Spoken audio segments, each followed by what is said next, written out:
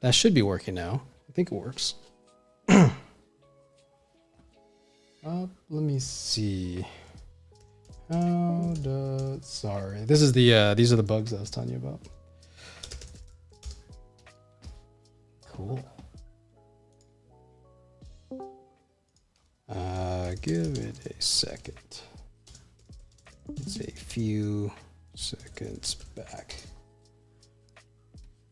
Boom, start streaming. I'm seeing the audio, so that's good. XT4 is good. M1 Ultra, sweet. Sweet, cool. All right, guys. How's life been? It's been a year since we've had the chance to talk shit. You know what I mean? Oops, there it goes. Oops, there it is.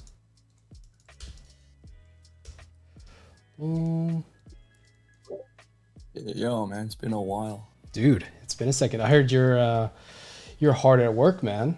You've been too busy for me. Yeah, we were all moving on, you know? Yeah, dude. It's nice. I think a lot of you are starting to like work and stuff now, so it's cool. Like, you know, getting to see everybody's progress and starting to like kind of move into that higher level. You know. Let's see what's going on here. Indeed. Cancel that. Why are you being weird? Hold up. Like I've said before, this everything's held together by duct tape, so we're trying to figure this out now. Hold up. Thanks for being patient, guys. I know this is not as professional as you might hope, but you know, you never are, right? Can't complain when it's free. Exactly. What is happening? Force quit. Photoshop. Force quit that. Sick. All right. Let's try that again. So hopefully, with what we're doing, I kind of want to turn this into like a kind of a free class where it's like it's not exactly a paid for thing, but we will be covering actual stuff. This isn't something where it's like, oh yeah, you know, I'm just kind of bullshitting online. It's, you know, hopefully we're actually going to get some value out of this and, you know, turn it into something fun. So, you know, if there's anything that you guys want to particularly see, especially you guys in the Discord, you guys get, in terms of priorities in what you get to ask for and stuff like that. You know, if there's like, oh, hey, I want to see how you paint materials or how I do this or that, just let me know. I can, we can set that up and, you know, make it an actual thing. So, but just as a heads up. Cool. Just organizing some references right now. I kind of want to walk you guys through how I think about my images and how like, what I try to go for and how much planning goes into this before a shot. Because for everybody here, you've seen me do a demo where like, you know, I'm always like, oh yeah, I have no idea what the hell I'm about to paint. And that's generally true, you know, but there is especially for a professional painting, I already know exactly what I need. Like I have the painting kind of planned out in reference stage. So I have every reference that I need, and then I'm just going to kind of put it all together essentially. So, but this is the kind of, I spent like 10 minutes, like I shit you not, like literally 20 minutes ago, I pulled this together, but like I have these references here, right? And I need to create an image. I need to create just something kind of fun. I actually wanted to do something for the live stream because I need some banners and stuff like that. So I was like, oh, let's do a painting for that. But what I did was this, and this is something that you actually don't see me do often, but this is what we do for like art direction and stuff like that, right? Where I have an image here on that left side, and this is my tone and mood, right? I already know the color palette. I already know the time of day. I already know like everything in here is something that I'm gonna be seeing to some degree, right? So for example, the clouds, like I have the scene in my mind is it's gonna be this kind of like countryside, you know, these plains, and it's gonna be there's this grass and stuff like that, and then there's gonna be some mountains and fog and stuff like that, and then there's just gonna be this huge like mechanical kind of whale in the sky, just kind of flying like in and out of the clouds. And I, surprise, the whale. So the whale's gonna be here. He's gonna be doing his thing, and I have a pose reference and a general understanding of what the creature is. So color, mood, tone. Design reference, and then location reference. So I kind of pulled together 3 images where I really like what's happening in this area, right? Because I need this to kind of basically be that, except in this color palette, right? And then after that, I just have some more references of that.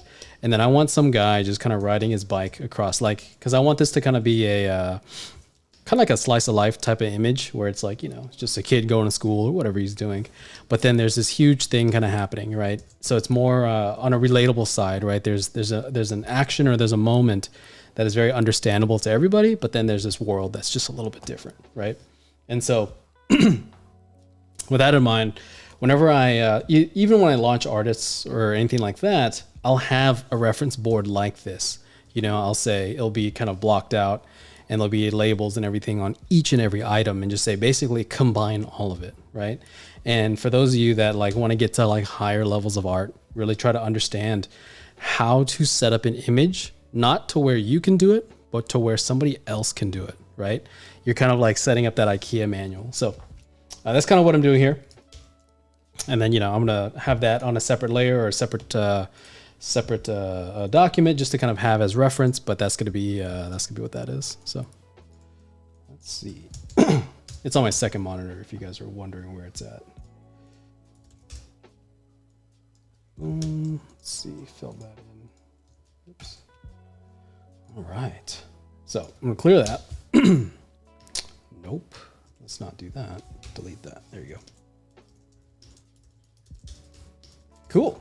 Let's get started. Looks like everything's working okay. Let's see.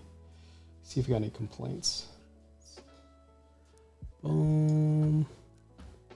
Yo, Scylla made it. She's not feeling so well too. That's crazy. Hold up. Let me open that. Insta. Oh, shit. Hold up. Where's my internet thing? Cool. Damn. All right, guys. So let's go. How's life, everybody? I know there's like a lot of you here, so you don't want to talk, but gotta figure it out. I'm sharing on the Discord, right? That way you guys can see it as well. Yes. Yeah. Sick. Boom, boom.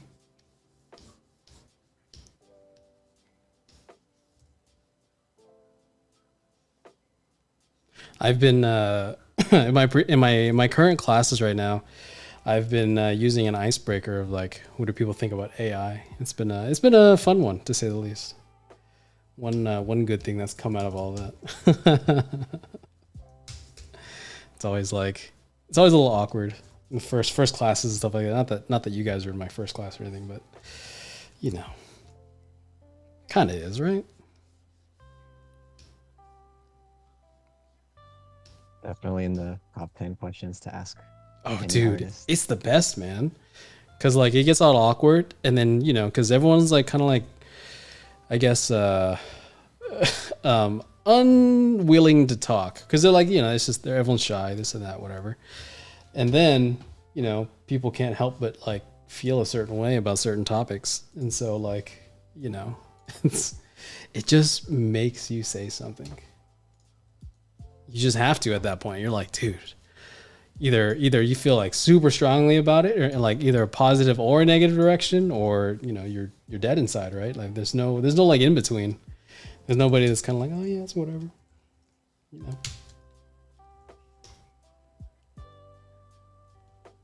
Boom. Nah, is that too big? Is that too big? Boom.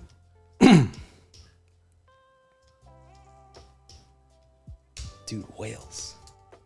I was inspired by one of the cookbook guys, Arthur, if you're here. Yeah, Arthur's here. Yeah. I saw your whales. I was like, dude, that's sick. And I was like, I'm gonna do a whale. So Yeah, I was just working on it right now. So you're working on it right now? yeah. Sick. I can't do exactly what you're doing though. So you know, I'll be a professional and not steal. Let's see. Boom.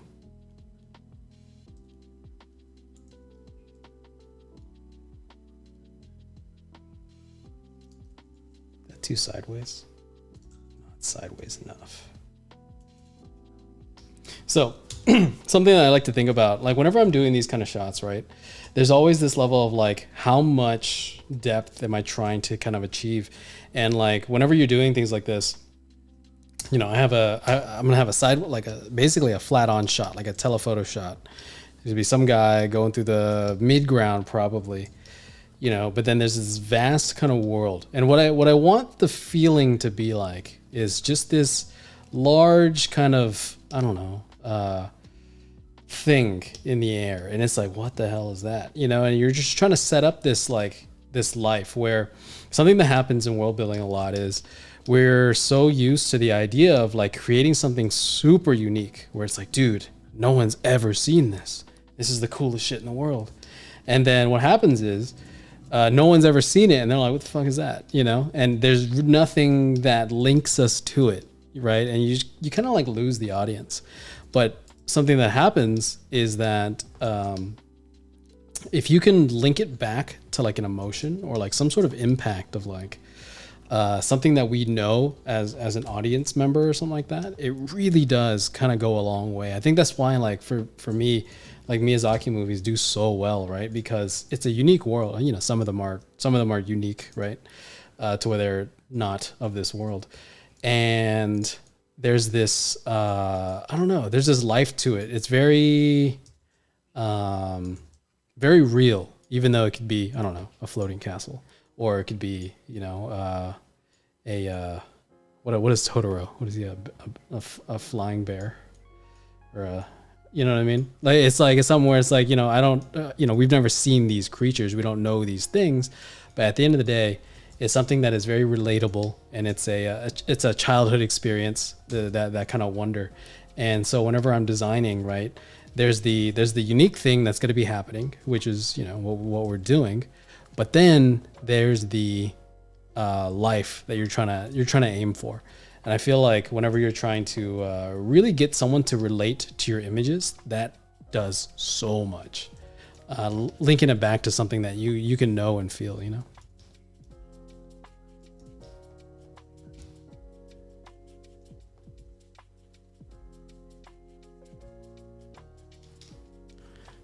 Dewey saying, I don't know, Kenny became famous. And definitely not.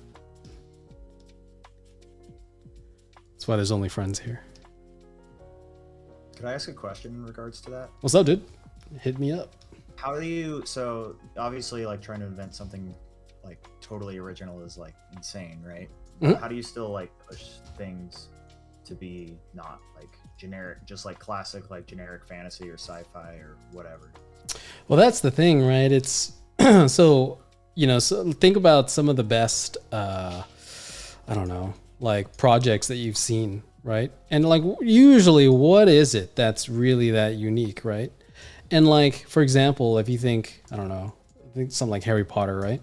It's like, it's school at the end of the day. It's just school, right? There's magic, there's dragons, there's evil dude without a nose, right? But like at the end of the day, it's the school experience, and there's a level of like fitting in and friends and this and that, and that's a very real experience. So you get this world that's unique as all hell, but then you get a very relatable experience. I've never seen or experienced some of the things he's experienced, but there is a level of, I guess, relatability that you still have, right? There's movies out there that do really well, that are like sci-fi movies that do really well, and that's usually not because of the sci-fi element. There's usually a relatability aspect to it that really does kind of make you say, oh yeah, I don't know, I've never experienced that thing, but I have, I do know that feeling. You know what I'm saying? It's why like a lot of people, your lived experience is so like, I don't know, like real compared, like for everything. It's always like everyone kind of knows what it feels like to experience certain things. You know, even if you don't live in America, don't live in whatever country, there is a level of like, oh yeah, I know that. You know what I'm saying? And so whenever you're designing, right, you want to push a couple aspects of whatever it is you're trying to push, where it's like, oh yeah, I want to design a thing. I want to show off this vehicle, character, creature, whatever.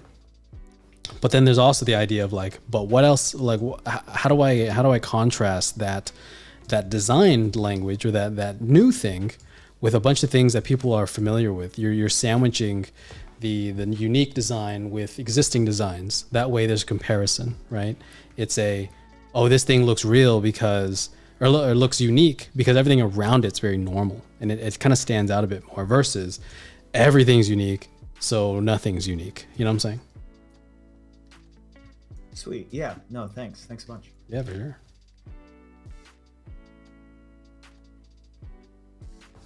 Cool. We're doing something. Let's see.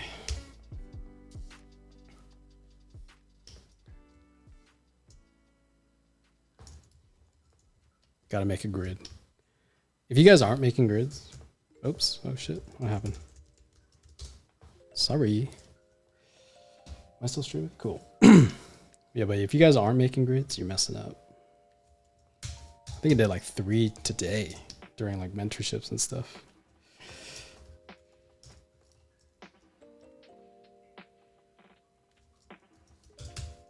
Dave knows what I'm talking about. I see you, Dave. I see you, Dave. Oh, I know. Boom. Around. Kenny, I'm taking portfolio development for environments with James. James Pack? And, yeah, and this is my Sick. first time like interacting with him, and everything we've like talked about has got me scared to not do grids on everything. Oh, dude. You know, man, it's such an easy thing to like not do, right? Because it's like, oh yeah, I'll just, you know, I know perspective. You know, I'm a advanced student, right? And I'll just kind of I'll just get away with not doing it. And then, you know, it's like, oh yeah, I'll eyeball it.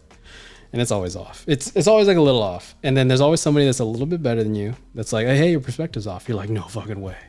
You know, it's always like, dude, there's no way it's off. And then you put a grid on and then you realize you're off. And it's just something where it's like, on a personal painting, it's not that big a deal. You know, really doesn't, like, you know, no one's going to call me out. Hopefully no one's going to call me out in this.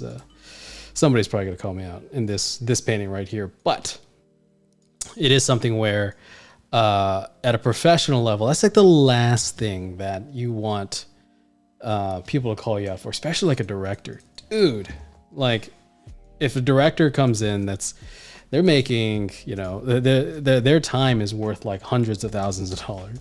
And then their crit's going to be like, hey, your perspective's off, you know? It just doesn't look good. And that's like the worst thing that can happen. Not the worst thing, but it's like, it's such a small mistake that there's no like, it's not even like design where design is opinionated. You know what I mean? Like there's an answer, there's a right or wrong, and there's a way to avoid it very easily, you know? I promise you, if you're somebody that's like, oh yeah, you know, I think I don't need grids. I'm pretty good at boxes. Yeah, no, I'm talking to you. I got called out just the other week, and it was crushing. Yeah, man. It's like, and because in your mind, because you know, for everyone here is at least an intermediate to advanced level student. So when someone calls you out for grids, it's just like, dude, no, man, I'm not a beginner. I've been doing this for years at this point, you know? And it's so like, I don't know. It's just such an easy mistake to not do. And then when someone calls you out, oh, dude, it's soul crushing.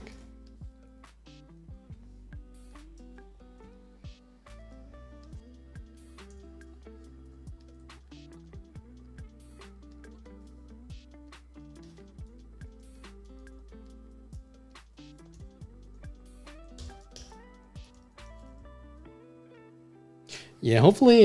So this week, right, I'm just kind of painting. I'm mostly doing like some banner stuff. I even set it up to be the size that I need, and I have the comp in mind of what I need and why I need it. But hopefully in the coming weeks, what I'd love to do with this is like basically turn this into a project kind of course, right?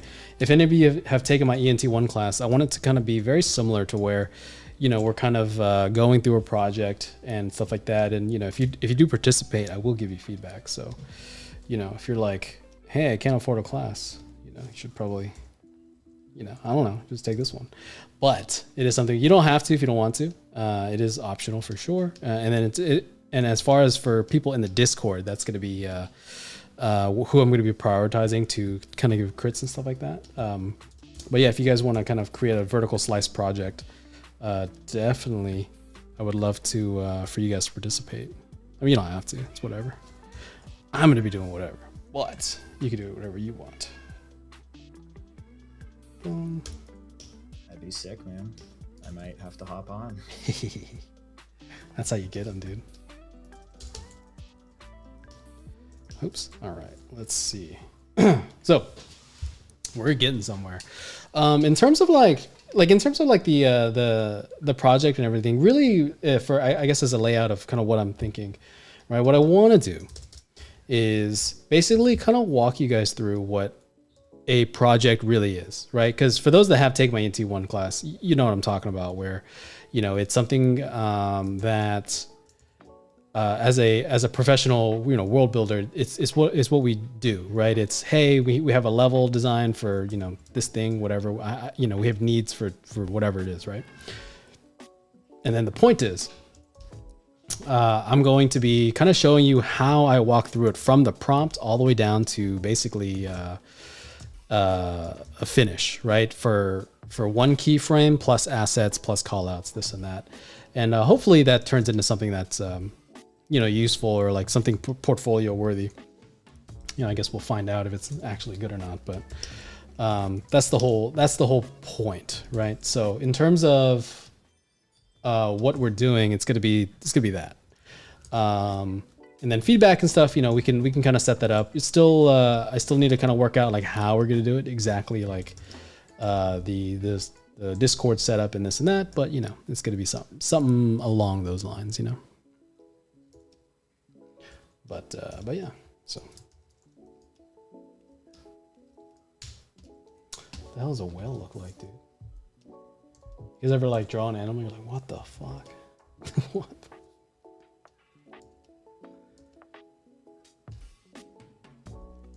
Doesn't look like a whale at all. This thing's trash.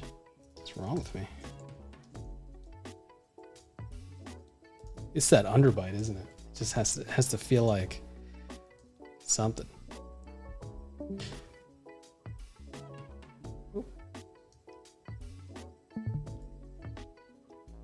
So I want this to be, it's not like a living creature, but it is a moving object. And I'm just trying to figure out what the hell that even means. Boom.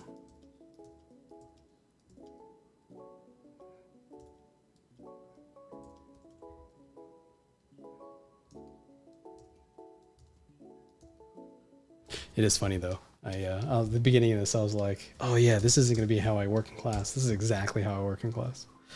I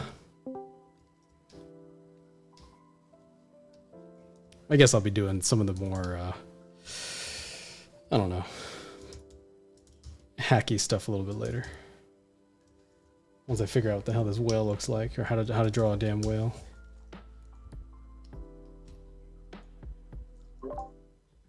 How have things been with Throttle, man? Is that going okay? So I'm actually not part of Throttle anymore. I had left a couple months ago, so I just kind of felt like it wasn't for me. So at the current moment, I am just doing freelance. So awesome. Hope that's going well. Yeah, it's been cool. Just mostly just kind of, you know, work from home and doing my thing. You know, it's been nice. It's something where basically we're just kind of like just taking on whatever contracts and, you know, hiring when needed, and it's been cool. It's been really it's been for me really really rewarding. So it is scary Yeah, it's though. kind of Huh? it's a bit of a different change of pace for you, I guess, you know, because I know you had worked freelance before, but you've pretty much been in-house most of the last few years, if I'm not mistaken. Yeah, because I mean, I started in house, you know, like everybody else, but I think something, I guess, I after COVID, right? I just really enjoyed working from home, and I was like, well, I don't want to go back, and so I was really resistant to the idea, and I just didn't want to go back, and so basically any opportunities that was like, hey, we need you back in house, I just said no. I won't be taking that, and you know, it's been cool because some places are very open to working from home, which is cool, and then some places aren't, unfortunately. But you know, it is what it is. You know, for I don't recommend this for anybody starting off. That it's not a easy thing to do, right? They're gonna be, because you know, think about this, where it's like, hey man, you know, do you want to work here for, you know, $150,000, $160,000, and you're like, can I work from home? You know, and they're like, no, we can't. You can't. I'm like, oh, psych. You know what I mean? It's like, it's not exactly an easy thing, but I think for me, the work-life balance is just so much better at home because I don't have to wait through traffic. I can do whatever I want to do. If I finish fast, that's my time. You know what I mean? So it's something where I do really enjoy working from home, and I'm trying to keep it that way. Especially because I actually don't. I'm trying to, I guess, start separating myself from, I guess, the idea of working. I guess working hourly, so to speak. Something that so forever, I guess, for everybody, right? Something that's kind of been that I've been kind of working on for myself is, how do I get myself to stop working per hour, right? Because something that happens a lot when we first start, it's, hey man, I'll give you, you know, 50 or whatever your rate is per hour, right? So you work 1 hour, you get $50 or whatever your rate is, right? And then that's cool. That's great because you were making nothing before. So it's kind of like, you know, that's great. But something that happens is you can't really exceed that at a certain point because there's only so many hours you can work in the day. So you start hitting this cap of like, oh, hey, I can only, you know, there's only 24 hours a day and I have to at least sleep 8 of it, right? And so what happens is, oh, how do I start making more money? How do I separate myself from that hourly kind of pull, right? And that's what I've been trying to figure out for myself of like, hey, how do I make money without, I guess, time, right? You're trying to separate your work time from your pay time, your payments, right? Because if I work 1 hour, I get 1 hour's worth of pay. But if you make a product, do a thing, whatever it is, you know, you might work 10 hours, you can make literally nothing, 0, or you can make, you know, an endless amount, theoretically. Quite gonna do that, right? Because, you know, I don't want to be working for somebody else forever, right?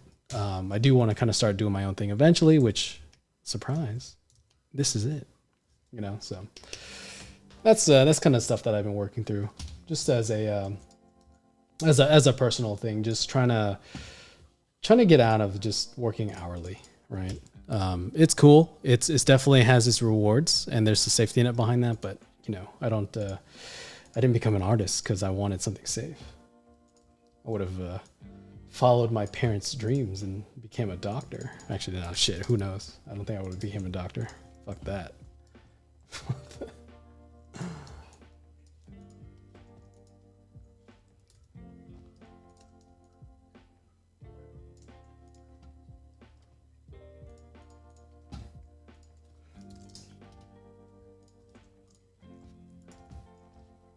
So I'm just color picking right now from my reference and just trying to get me in the ballpark of what my colors are doing, right? I'm not going to copy exact. I have a general plan in terms of like, oh, hey, this is, you know, along the lines of what I'm trying to do, but it's not going to be like the exact thing. So.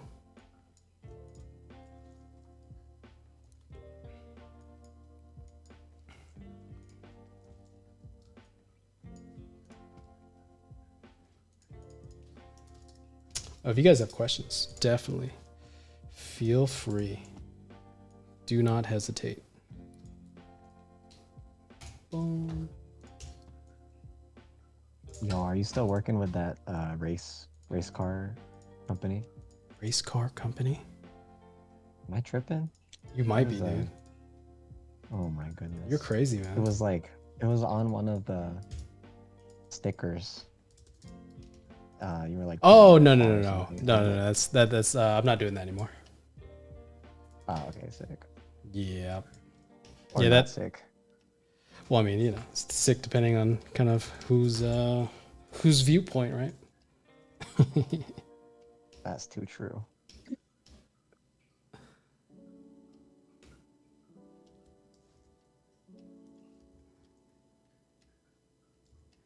It is funny. I kind of disappeared for a second. I wanted to take a break this past I don't know, maybe like 3 months. I've kind of like not that I haven't been doing anything. I mean I've been doing freelance and teaching and all that, so I guess it's hardly nothing. But it is something where I've been trying to take it a little bit easier. And I guess it's funny. I forgot who I haven't updated or who I haven't like told things to, so it's kind of it's a fun catch up. It's nice to talk to you guys again.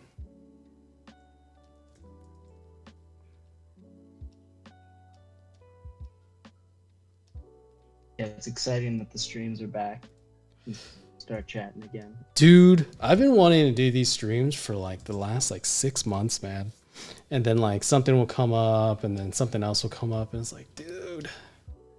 But I'm like, fuck it. That's why like now like this, it's kind of bare bones right now. I'm still like doing some of the advertisements and trying to get all the stream assets back up and updated and this and that. But you know, hopefully this is something that I intend on it being something at least a little bit bigger, right? So I definitely love for you guys if you're trying to get like portfolio work, if you're trying to do something, definitely like, you know, I'd love to help you out or, you know, do whatever, because I mean, you know, I'll be doing one too. So just as a heads up.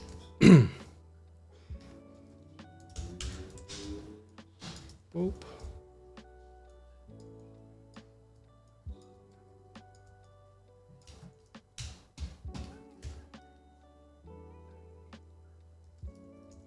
Oopsies. There we go.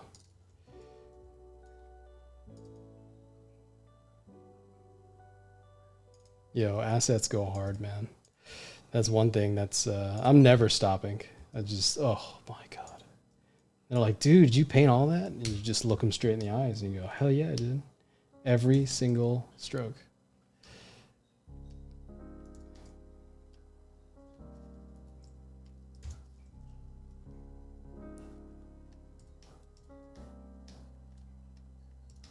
Oh, Cat and Thistle's asking about our recent trip. It's funny because she was on it, so I don't know why she's asking about it, but whatever. But yeah, I just got back from Guatemala for those that I guess are that kind of knew about that.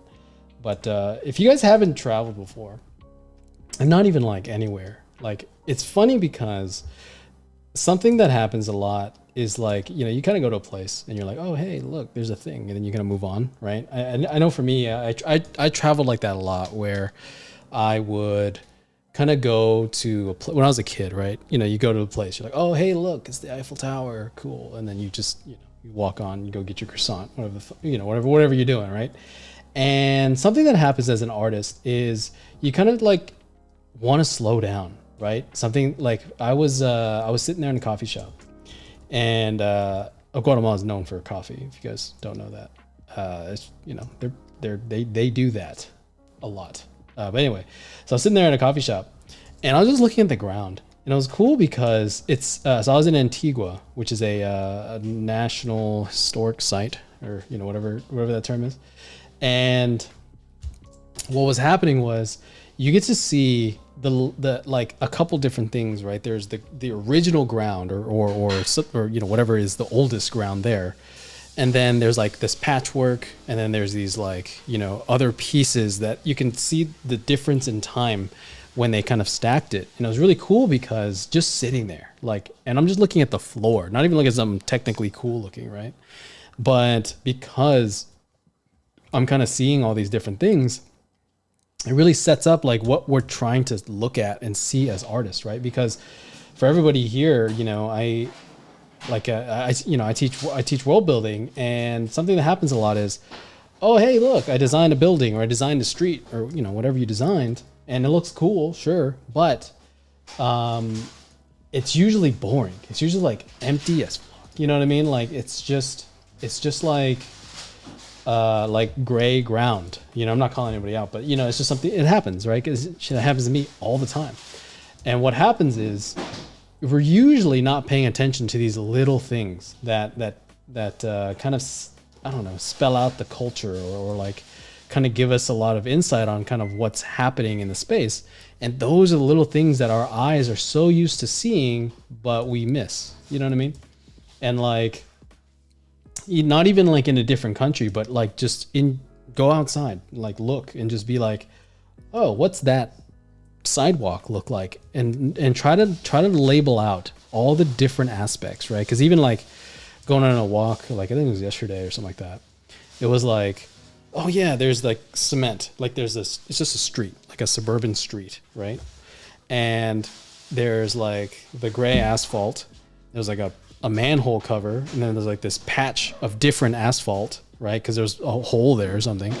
And then there's like leaves, and then like a dirt mark, and then one of the road kind of, or one of the sidewalk tiles was kind of like pushed up.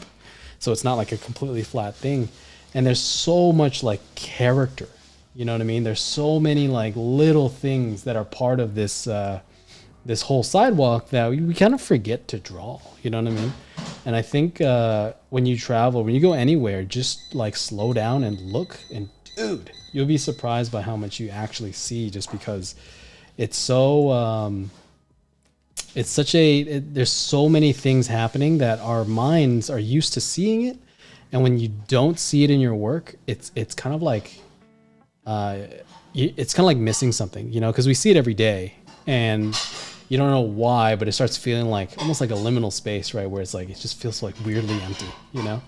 And it's cool because seeing it in different countries is really interesting.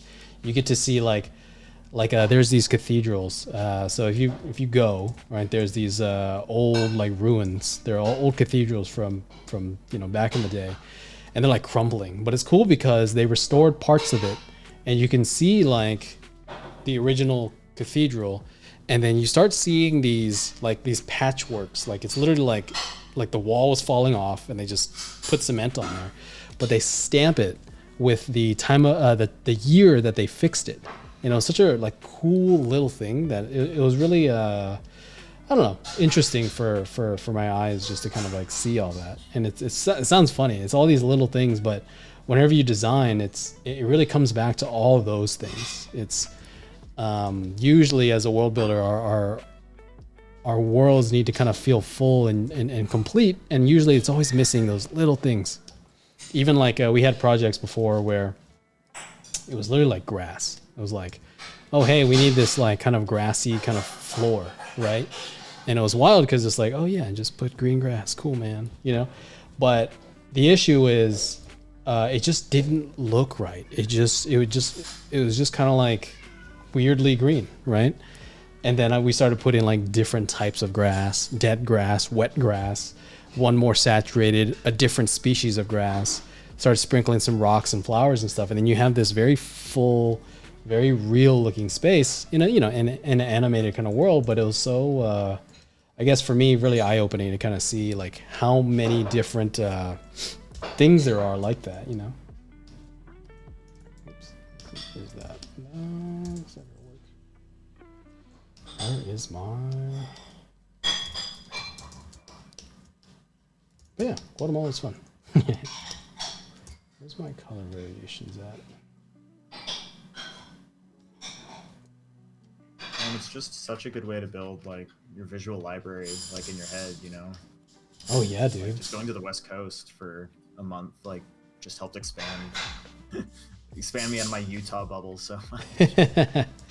Yeah, it does that, right? It's I think like because I'm from the Texas area, south, I guess the south, right? But like there's so many different little nuances that we all kind of like take for granted, and it's funny too because as people like from a place, you're always like, oh yeah, it's whatever. That's just the thing, that's just whatever. And then you go to a new country or whatever, you're like, dude, look at this. And it's like the most boring shit ever to like the locals, but that's the whole idea, it's something that it's really, I guess, informative as designers to see these things, because our job is to replicate all of these little nuances. But for us to do that, we really have to know, like, oh, hey, what's unique, what is interesting, and what makes this space, I guess, something that is, I guess, I don't know, what makes this space feel real, and oftentimes it's not the big things that do it,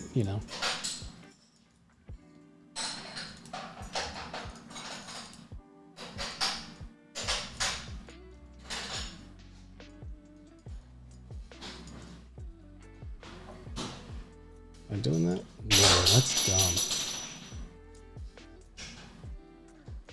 Sorry. You guys can hear that.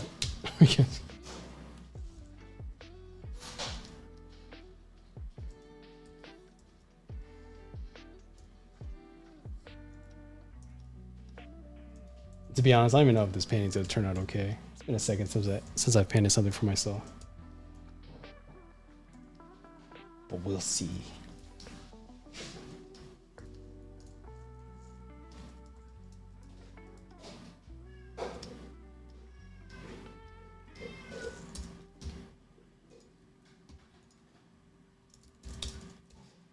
All right.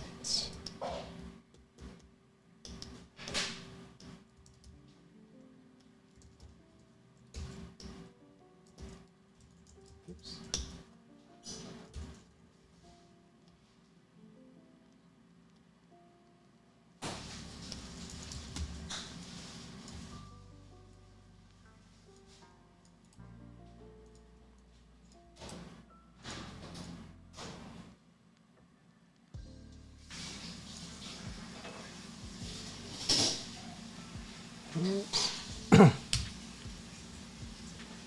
Boom. Let's see here. So I think something that that I'm trying to do, right, is trying to like set up this scene. Like I'm trying to like grab something, right? Like whenever I'm doing this, there's always this little bit of like this moment where things aren't really quite lining up quite yet, There's like I'm missing like too much essentially. And whenever I'm painting, what I'm trying to do is find that first, right? I need enough painting there to be like, okay, yeah, that kind of works, because it's that feeling of like, especially when you're doing a demo, like for those like, I guess during classes and stuff. I don't know if you guys know, I'm like freaking out, not like freaking out, but there is a level of like, shit, is this gonna be okay? Is this cool? And then it's a bit of like just trying to like get these moments to kind of work out nicely, right? These little bits that kind of make the painting like more worth it,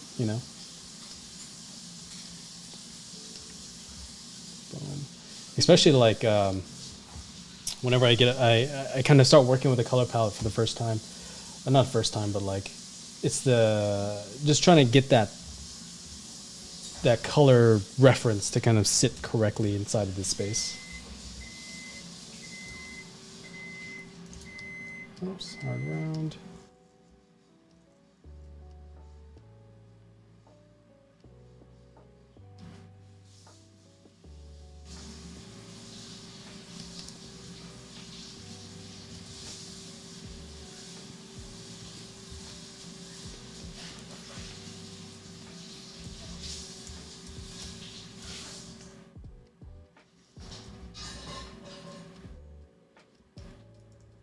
Cool.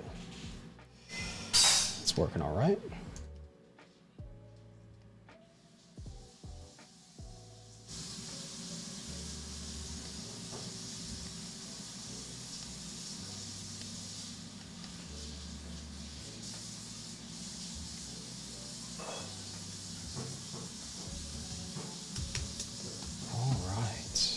see here.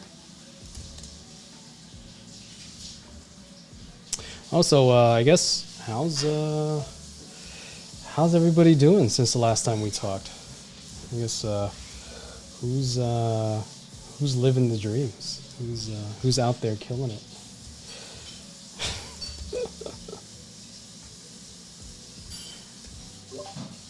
Well, I signed a new contract today. Dude. With a new company. It's a small job. It's not a big job or anything, but it's a new client, and so I'm in a good mood today. Dude, hell yeah, man. How's that been? Because I know for you, I think the last we talked, it was a lot of like, I guess, doubt and unsure of trying to get work and stuff like that. I guess has it been easy, difficult, a little bit of both? I guess what's the process been like for you? Oh, it's been mostly difficult. I've had a couple of places I've applied to for a job, and they've come back and said, yeah, you were one of 1,100 applicants, and we decided to go another direction. And I'm like, oh my gosh. I've kind of almost lost a little bit of hope and just breaking in that way. I don't think it's impossible, but the internet has just proved like a really, really tough road. So I'm hoping coming to Lightbox this year that I can just start building out those connections. That those may not turn into work right away, but I just feel like being where the people are at is important, and building those connections is really difficult. So if you want to say anything to that, some of us are like outside the United States, or some of us aren't going to Lightbox, or for whatever. So what do you think is like the best way to build those connections? Yeah, I mean, the new market that's come along. I guess like it's been weird, especially like as a professional. Like I think something that was super useful before, right? I guess there's gonna be a couple different answers, right? Where the first one is usually always like just be around, right? Like you're saying, it's be where the people are, because it really is just somebody remembering to hire you at the end of the day. And it sounds like hilarious, where it's like, that's dumb. That's not a reason to not hire me. You know what I mean? They just forgot, but that's the truth, right? It's whenever it's you, most people are qualified to work. Like, if you've been doing this for minimum 4 years, and you're decently, kind of working through the classes that you should be working through, right? You didn't skip anything. And you're, starting to take advanced level classes, and you're able to, at the very least, keep up. More often than not, you're qualified. You are capable of working at a studio, right? But the issue really does come down to no one's remembering to hire you.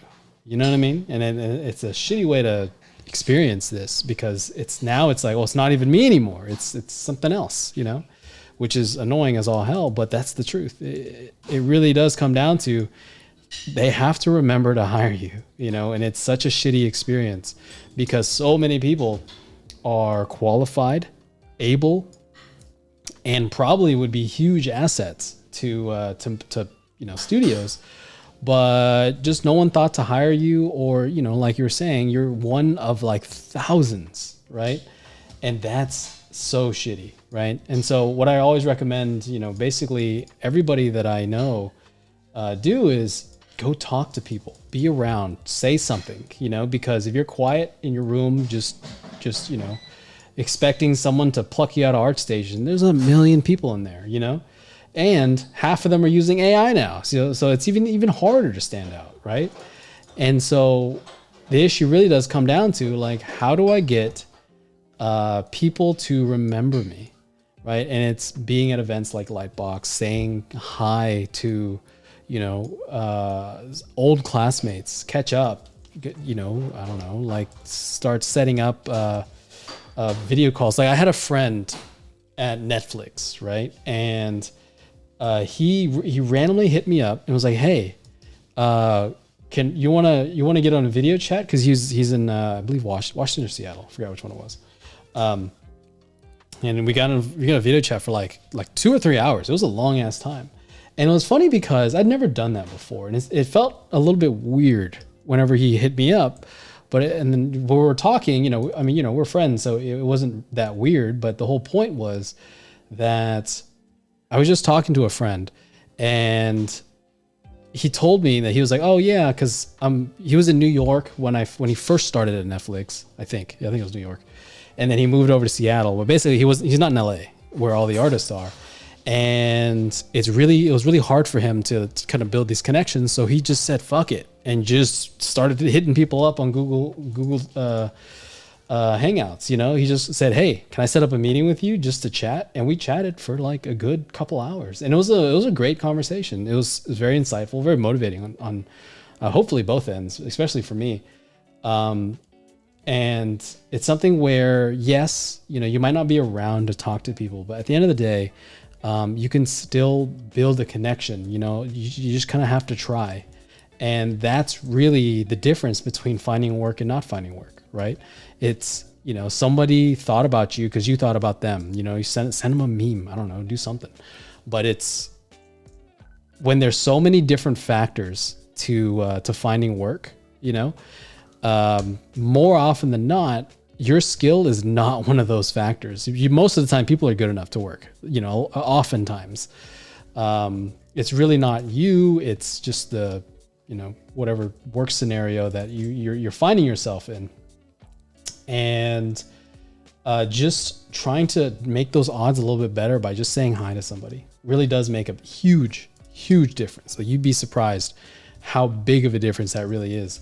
But it's how you find work. It's how I found work. It's how I found most of my work. Almost everything I'm doing now, right, from freelance to anything that I've gotten before has all been through, oh yeah, Kenny was pretty cool in class, or I know this guy, or whatever it is. And yeah, so for those of you like trying to look for work, right, that are like trying to kind of dip a toe in, try to get people to recognize you, whatever it is, really is like, just go say hi, right? And places that like Lightbox are perfect for that, because a lot of the industry is there, right? They're sitting there right in front of you, and they're even there for you to say something to them, right? And so, just go say hi, bring your portfolio if you can, right? If you don't know them, right, mostly it's going to be like, hey, can I get a portfolio review? If you do know them, just say hi hey, remember I saw you last year at last Lightbox, right? Because a lot of you here, I told you just to go say hi to people and talk. Well, this is your chance to say it again, but now with a better portfolio. And now with the writer strike finishing up, everybody's getting back to work. Obviously there's still the actor strike, so that's a thing. But still, things are starting to move again. There's projects starting to be pushed out. You want to be in those people's faces, right? And it's not like shady where it's like, hey, you want to be my connection? You know what I mean? Like that's gross. Like I hate that, especially at LinkedIn. It's always like, hey man, thanks for connecting. It's like the fakest stuff I've ever seen. And anybody that like to be, I don't know, I'm sure it's a thing, but more often than not, right? Whenever I get a LinkedIn connection where it's like, hey, thanks for connecting, keep me in mind, I'm not keeping that person in mind. I mean, I don't say it like that, but you know what I mean? Like, it's just, I don't know you. I don't remember who said that to me. You know what I mean? But it's the people that were like, hey, happy birthday. How you doing? This and that. And I remember that, oh yeah, this person is really good at, A, B, and C thing. So we kind of go from there, and that's really what a connection is. It's not a work connection. It's an actual friend that's going to hire you, because that's what gets people hired, because the first line of defense when looking for employees is always, hey guys, we need an artist. We need somebody that can do A, B, and C thing. Do you know anybody? And it's always, oh yeah, I knew this person from class, or I know this person from so-and-so, or whatever.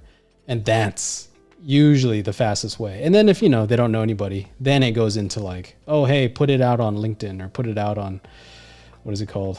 All the other hiring websites and whatnot. So, but it really is just go say hi to people. Lightbox is coming up. For those of you that aren't going, definitely it's not something that you have to go to every year, right? I do make a big deal out of it. Say, hey, just go if you can afford it. If you can't afford it, don't go into debt to do it.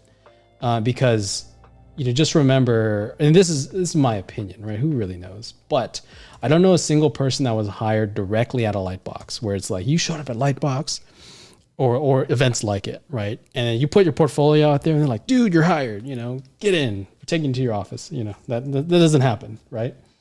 Usually what happens is, oh, hey, we'll keep you in mind. And that's the end of that. And it sucks that that's what it is, but you just have to understand that oftentimes people really aren't hiring at those events because it's so random when people are hiring, right? It's like, when something gets greenlit and when funding kind of comes through and all the approval process, the industry doesn't wait for Lightbox or doesn't wait for a convention season. It just happens. You know what I mean? It just, when a project needs people, it just happens. There are times where there's more, absolutely, but more often than not, it's just random. And so at places like Lightbox, I see a lot of students, they'll go and they're like, oh yeah, I didn't really get hired or anything. And it's like, well, I mean, they're not really hiring right now. It's not you, it's just, the situation that everyone's kind of in right now.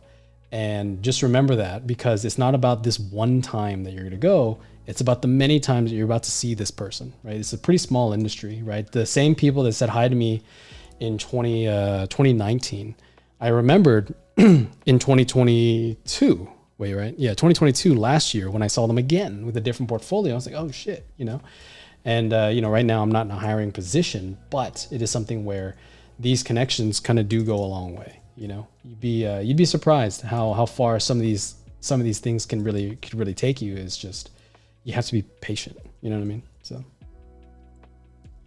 I was kind of ranty, but I guess you guys know that about me. So. Hey Kenny, I have a question. What's up, dog? All right, so for showing your portfolio at places like Lightbox, would you say it's okay to show like NDA work in there, or is that like really wrong? Or I would be careful, to say the least. I can't recommend that. I'm not saying don't, but I'm not saying do it, right? The reason for that is because you don't know who's worked on what project, right? So something can happen is like, oh, hey, here's some NDA work. And you're like, oh yeah, I was the supervisor on that project. You know what I mean? You're kind of like, you can see how that might, because you don't know, like, because if you're like, even me, like when I work freelance for a company, right?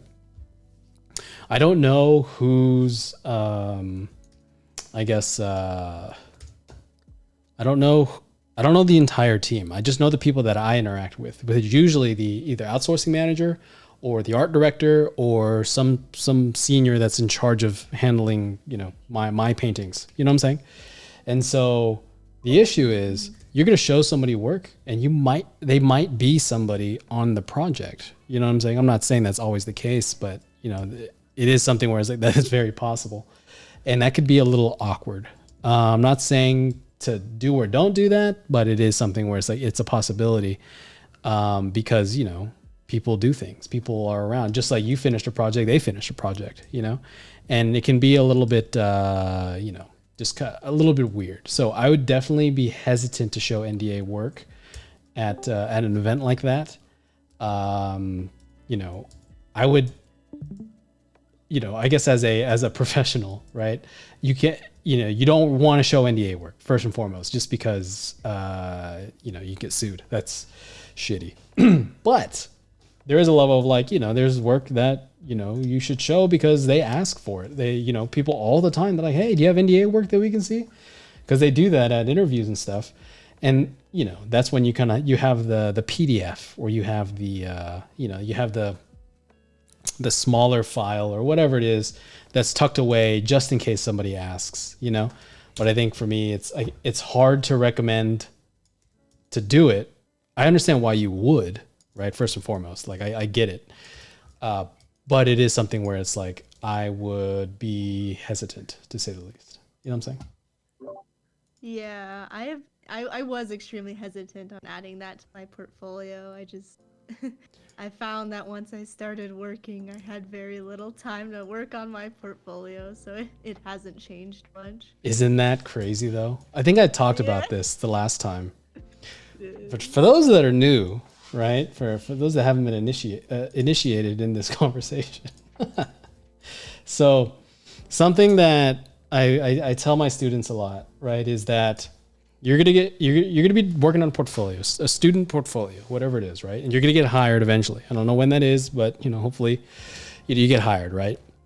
So for the first 3 years, you're gonna have a student portfolio because the stuff that you do, let's say you're fresh out of school, so you're a junior probably, unless you're one of those freaking freaks of nature that just shoot all the way to senior, right? Which happens. Don't get me wrong, it does happen. But more often than not, you're going to be a junior. So the work that you do at a studio is going to be junior work, which is emojis, turnarounds, call out sheets, basically nothing that you would want to show in a portfolio. So what happens is you're going to have a portfolio that's student level because that's what you did as a student, right? But now you're higher level because it's been 2 to 3 years and you are better. And if you're not working on your portfolio, if you're not like increasing your skills, right? Whenever you leave that job, whether that's through your choice or through their choice, you're going to have a student portfolio because that's what you have. Because you can't show the NDA work. And then when you can show it, it's not even that viable because it's a bunch of turnarounds and emojis because that's what juniors do, right? And so you kind of run into this problem of, well, what the hell do I show? And sometimes some NDA work can look pretty cool, but it's always behind NDA. It's an NDA wall. So you can't show it for 3 to 4 years, right? Because we're concept artists and we're usually in the front end more often than not. And so you don't have the ability to show this work. So you have work that you can't show. Most of it is you wouldn't even want to show anyway. And then by the time you're able to show it, you're 3 to 4 years better anyway. So it's not even that good, And so there's this really bad problem that happens to everybody that I know. And it really is, you have to just be cranking through work. You have to be showing and going through and doing more paintings, more things, because it really is like a big deal, right? Like in your free time, you should probably be doing portfolio stuff and applying for new work and doing, things that can really, push your portfolio and your I guess skill set. You know what I'm saying? So, but yeah, it's terrible. So for those that don't know that.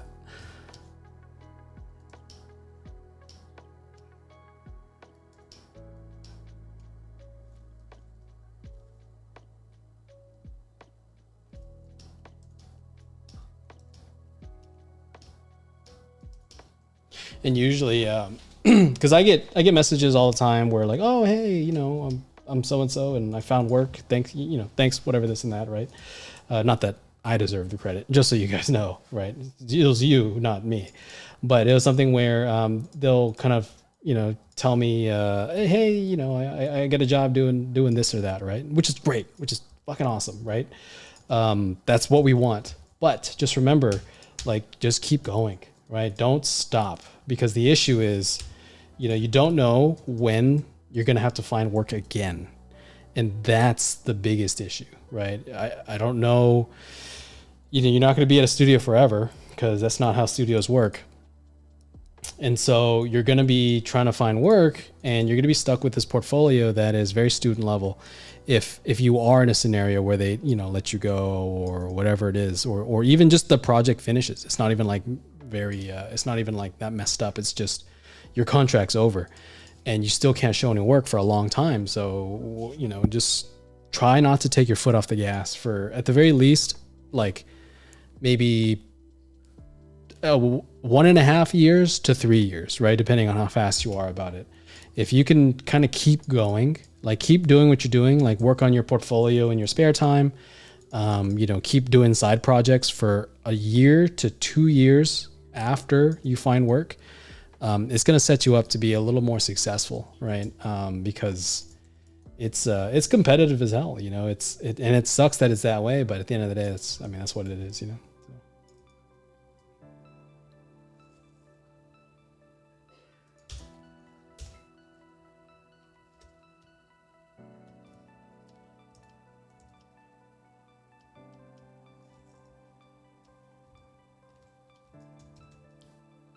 I've been freaking out because I can feel myself falling behind every week. And it's just, there's nothing I can do about it. Just have to wait until I have time again. But as it stands, it's like I don't even have time to work. It's crazy. And I can feel myself, just like I just have time here to conceive and think about all the things I'm not accomplishing. And Yeah, there's a bit of that, right? Where like, there's I think there's, for one, there's two. I feel like there's two sides to it, right? Where there's like, don't let your foot off the gas, keep doing what you're doing, right? There's that doesn't change. I'm not trying to refute that, but there is a side of like, you can slow down and address some of the issues that you're having, right? So for example, a lot of us will start, there's a time limit on all of us, right? Whenever we are going from, student to professional, usually it's like, hey, I'm running out of money. I can't just be a student forever. I have to pay the bills. My parents won't support me anymore, blah, blah, blah, this and that. Whatever it is, there's always like something, right? And so what we'll do sometimes is like skip, right? We'll skip some of the fundamentals, right? Or we'll skip a class, or, we won't learn some things because it's not quite important right now, right? Because, it's fine if you don't know how to do character design if you're going to be an environment designer, right? That's fine. Or, if you're not really good at hands, if you're doing props, right? It's not that huge, not that big a deal. But once you start finding work, you can slow down and start, learning those things, getting better at those other things, because now you have the time and the ability to do so, right? I guess for me, it's, always try to be working on something, and it can be less portfolio based, right? But I would say it would have to be something that's like, you just want to create images that look cool, or something that is like fun for you as a person. You know what I'm saying? Like, it doesn't have to be like, portfolio call outs and vertical slice projects and stuff like that. It's fine if it's illustrations, but it's something where, because those illustrations can also just find you work in general, and it's just doing more every once in a while. Do one or two paintings, do something for fun. And it's gonna kind of push you along just a little bit better, because you run into that issue of like, oh yeah, once my contract's up for whatever thing, it really does come into like, well, what do I do now? And with what you were just saying, it feels like you're being left behind. In reality, that you do have some things to show, but just understand that, like, you wanna kind of try and at least maintain something, or, just always be applying, always be looking for new work, because, like I've said before, it's, studios don't really look out for you. They're not really here to be like your best friend. They're not here to I don't know. They're not really there to make sure that you're taken care of. More often they'll tell you that, but oftentimes it's like, oh hey, once stock dropped, peace, dude. You know what I mean? And that's where you kind of run into issues if you're not looking, or if you don't have something. You know what I'm saying? The reason I say this is because I know you as an artist. I know you as a person, right? You specifically, Alex. But it's something where it's.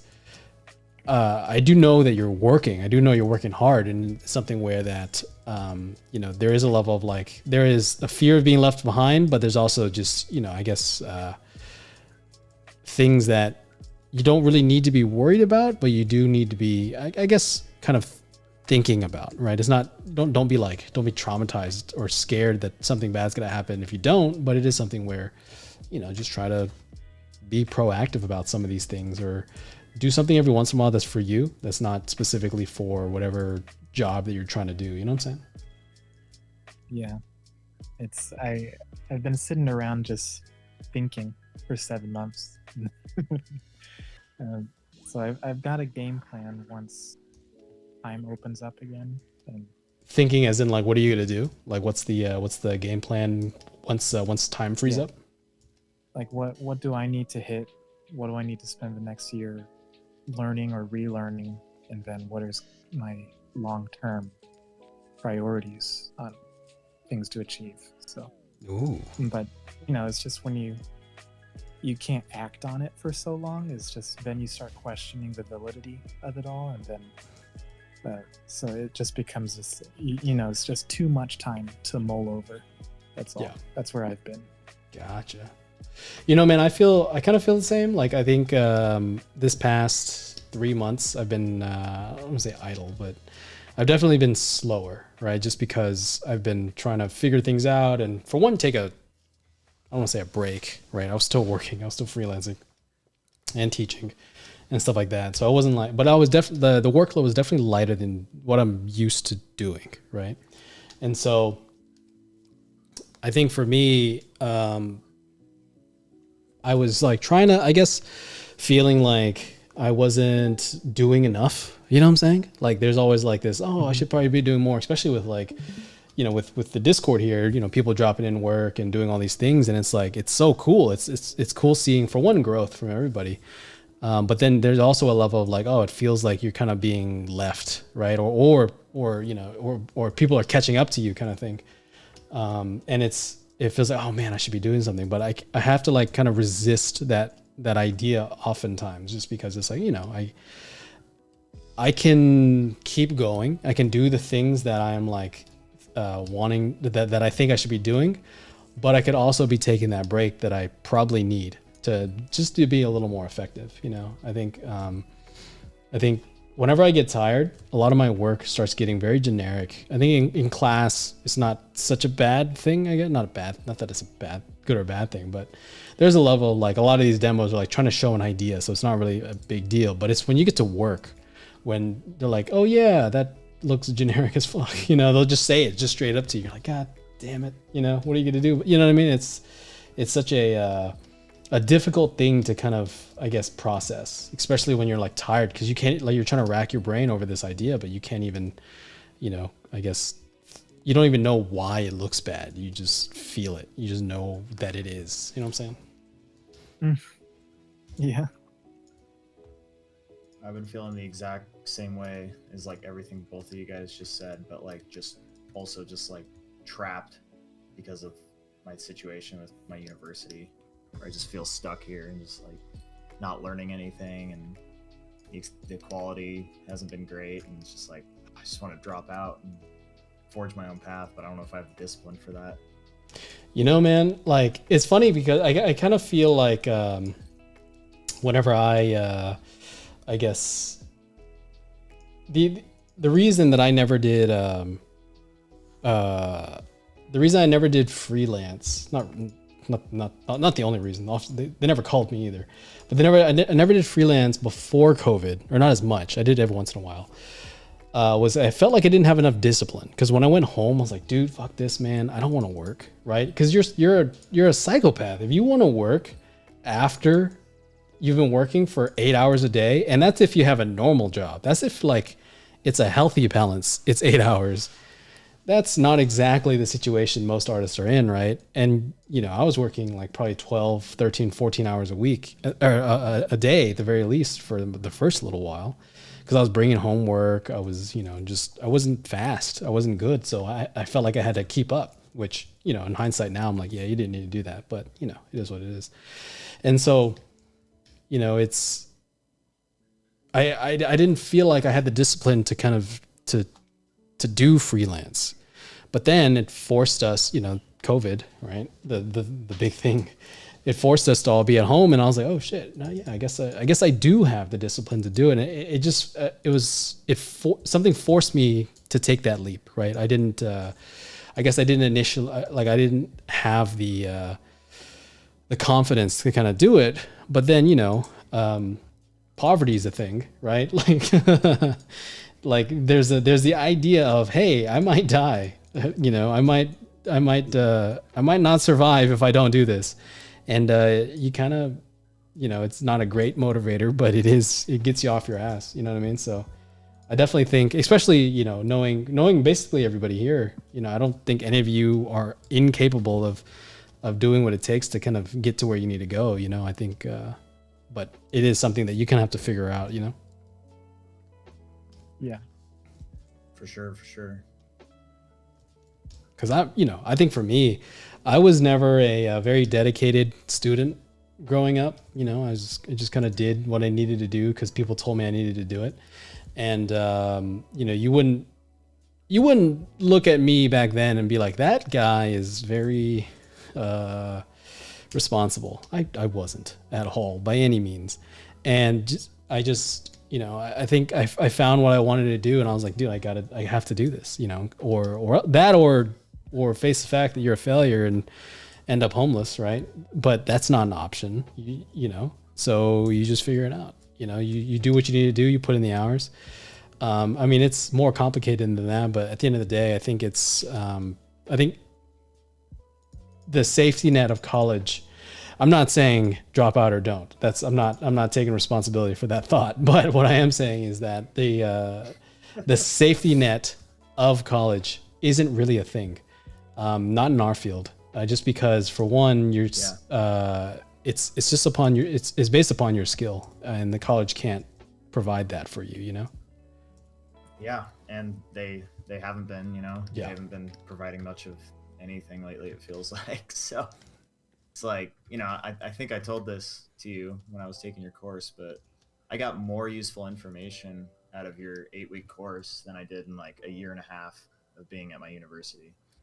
You know, man, and like actual applicable stuff, you know. it sucks that it's like that.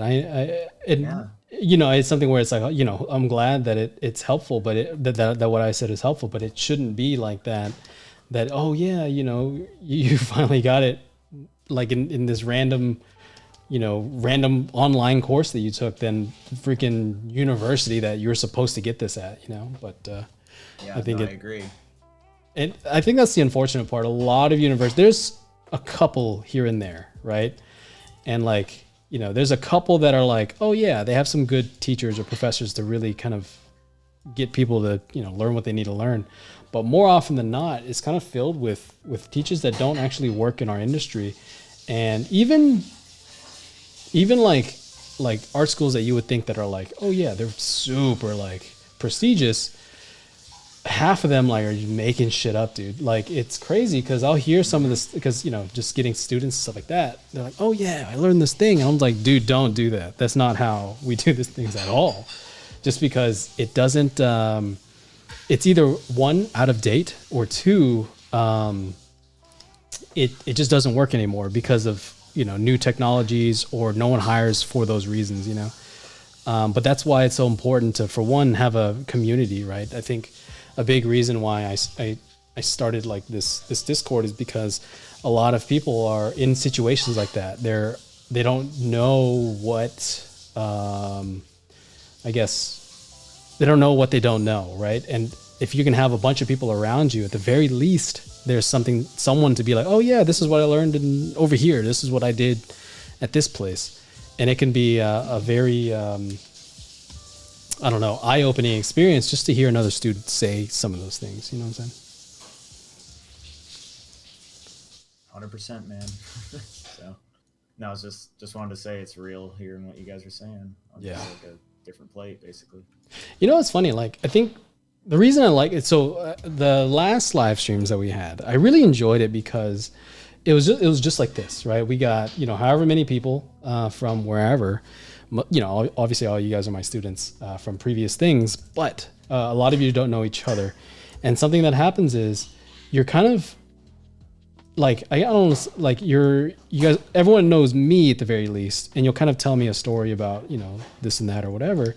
And it's like everybody is thinking the same exact thing, but no one's talking about it. And that's the issue, right? Because some of you here are more advanced. Some of you are working and, you know, life's great. Some of you are dying and not telling anybody. And that's bad, right? Because, you know, we can't help you if you don't know what's happening. You know what I'm saying? And I think like a lot of people here are willing to help. It's just we don't know who needs the help. You know what I'm saying? And little things like this where it's like, oh yeah, work on your portfolio after you find work. And it sounds like funny, but you'd be surprised how many people just don't do that. Because they're like, oh yeah, I found work, I want to slow down. I'm like, don't do it, because they're gonna let you go. I don't know when. Hopefully they don't soon. But no studio out there is a saint that just keeps you employed because, hey, you're a nice person. You know what I mean? It's like, no. The bottom line is that they're looking for profits, and if they're losing profits, they're losing you. You know. And so that's just what it is. And I think really, I guess, understanding everyone here is going through the same things, generally speaking, right? Obviously there's differences, but I guess the experiences aren't that unique between all of us. And if you talk about it, we can help each other get through it, or, you know, at least push, you know, one another to do a certain thing, or, you know, or keep an eye out. Hey, there's a job opening, you know, this person's like losing their apartment next month. Maybe I can do something to help them out. You know, they've been cool or whatever, you know, so things like that. It's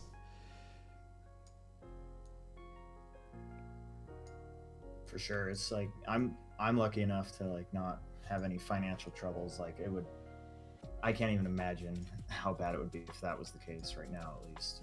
Oh, crossing my fingers at least. But dude, yeah, man. Just with my situation, it's all just mental and emotional and motivational, like just crap, you know. Yeah. So, just pushing through it though. Yeah, man. I think it's cool too, because I think something that happened like last time that was really cool was like, I guess, kind of touching on that emotional side just a little bit more, because I think a lot of us are like, oh yeah, you know, suck it up, stop being a bitch, you know, or whatever it is, right? It's like the idea is like, you know, it's not, you're not dying, it's okay, you know, push through the pain, you know. But that's not how we should address problems at the end of the day. And it's something where especially where a lot of us probably do have the same issues, it's very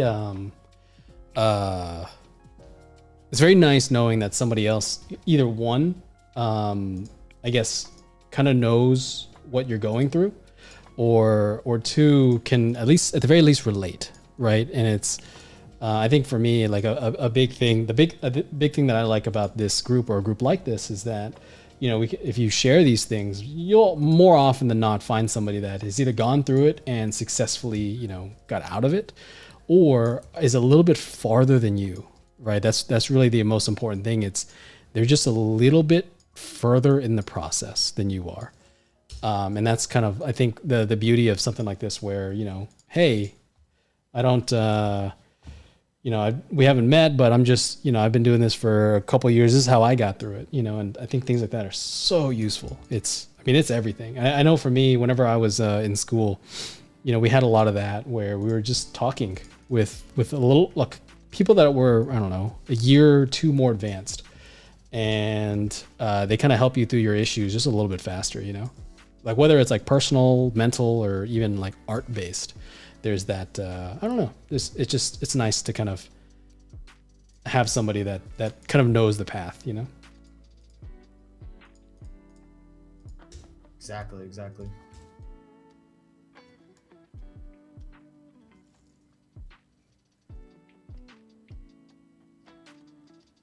Sick. Cool. Let's see. Let me start addressing this ground before it freaking becomes too late. I still got an hour and a half. Fucking hell. Ugh. You know, it's funny. I'm so used to doing things in like an hour because all my demos are like squeezed. But it's cool because I can actually like slow down and do something fun.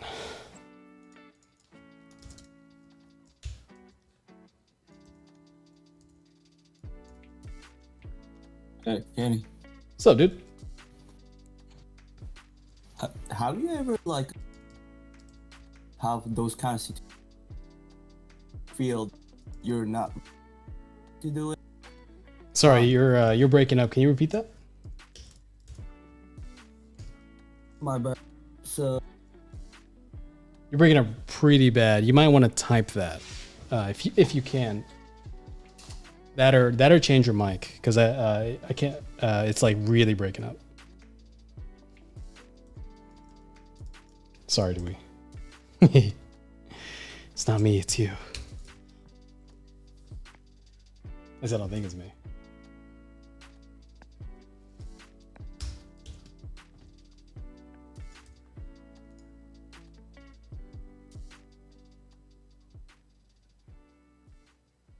I'm like looking for Dewey's like text somewhere.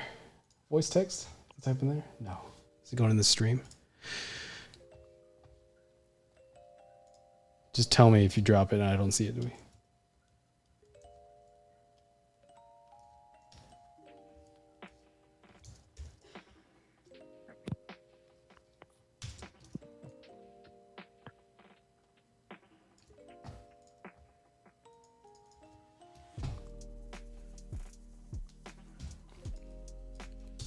I need this to be a bit more, less shitty. You guys ever just think that? It's my daily experience. Dude, all the time. It's just oh my god. like, it's like, can you just suck less? You know, just anything, just whatever it is, just don't stop it. You know what I mean?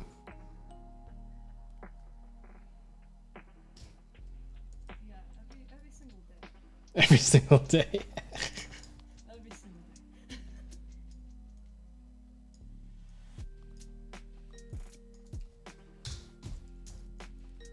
Dewey, where you at, bro? I'm waiting for you.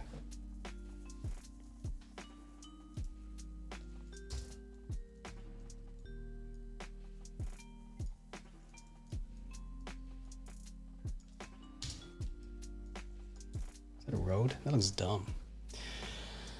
Hold up. Gotta address this. Let's see.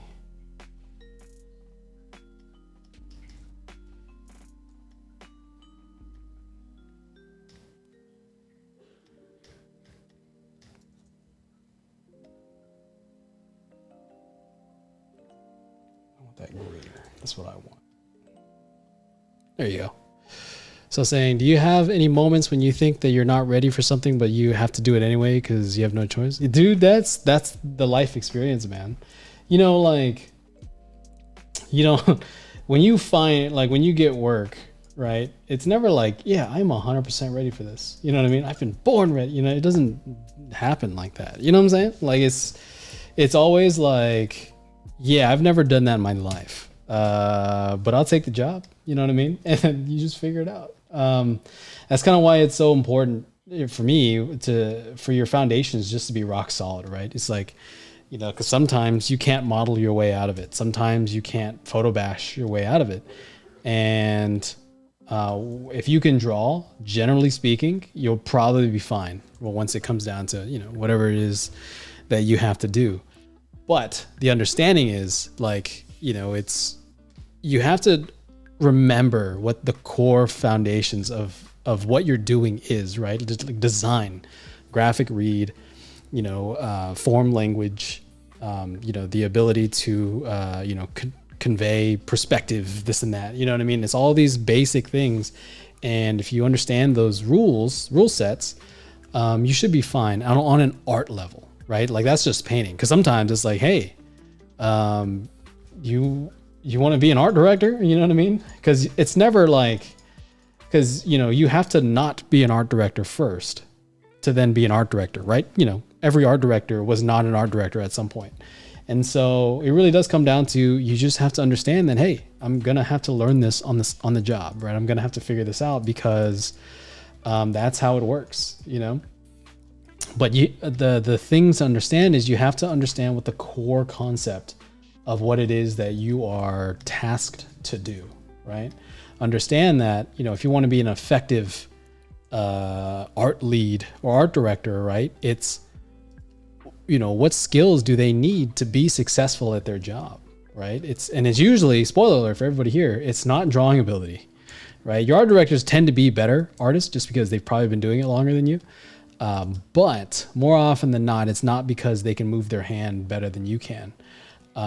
So whenever you're like, you know, trying to figure out like what that next step is, right? Try to figure out, like, just pay attention, right? Watch what they're doing during your meetings. Watch what they talk about during, you know, during whatever, during like reviews and stuff like that, because that's going to give you what you need to know about what their job is, you know? I think, something that I've always tried to do as much as I can is whenever I'm working anywhere, right? It's just pay attention. Like, whoever's doing something, just watch, because you can pick up so much from just seeing somebody do something. And that has been a valuable skill, right? Because you're never ready. They're never like, dude, here you go, man.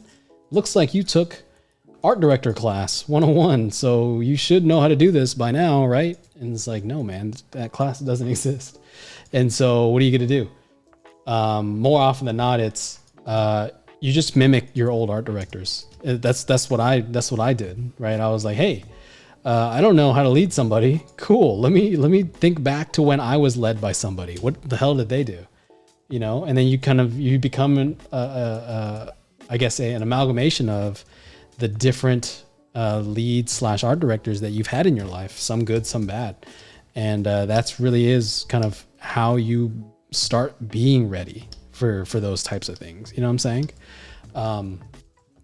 It's a tough thing to kind of like, I guess, wrap your head around, but something to understand is, you know, just watch, right? Because as you're entering your first job, it's like, okay, cool, I'm a junior. Sweet.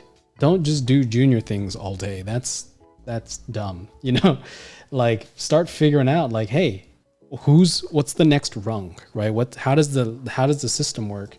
And then start paying attention to that next person. You know, when your lead or whoever comes up to you and is like telling you these things, ask them why, or maybe not ask them, but just ask yourself why. You know, oh, dude, yeah, why'd you make that decision? Because I would have never made a decision like that, you know? And then they'll usually tell you, right? And don't say it in like an asshole kind of way, you know, just be like, oh, I'm just curious, I guess, and do it after the fact. Don't do it during the crit. That's dumb. That's it's gonna get you shot, you know, because you're like getting a crit and be like, hey, why? You know, yeah, someone's gonna curb stomp you for that. But if you know, later on when the project's over or that assignment's done, be like, hey, I was just curious, you know, you gave me this crit and I was just trying to figure out, like, you know, trying to understand what you meant by that at a deeper level, or why you would give a crit during that moment like that. And they'll usually answer pretty nicely because, you know, they know that you're just trying to learn or whatever. You're just trying to figure it out. And it's nice because then you can, for one, do your job better. Because then once they give you that crit, technically speaking, they shouldn't need to give you that crit again. But then two, you know why. You're thinking at a higher level, you know? There's always that, like, we've all experienced, or you know, for those that are working or those that aren't or have heard it, there's that idea of like a bad art director. You know, you have somebody that's, you know, not that good at painting, right? And they're art directing you, and it's kind of infuriating sometimes. But just, you have to realize that they're not there to paint. You are. That's why you're the concept artist. That's why you're the viz dev artist. Generally speaking, the viz dev artist should be better. It's not always the case, right? Because art directors and stuff kind of you know, come from a design background, so you know, there is a level of like they're going to be better oftentimes, but their job isn't to be better than you at drawing and painting. Their job is to be able to stick to the vision, create, you know, direction and, you know, stuff like that. And so whenever you ask yourself like, oh, hey, I have this shitty art director that can't even draw or can't even paint, it's like, yeah, that's why he's the art director and that's why you're the artist, you know? It's a funny thing once you realize it, but it's such a big thing to kind of understand about, I guess, the working system in a studio, you know?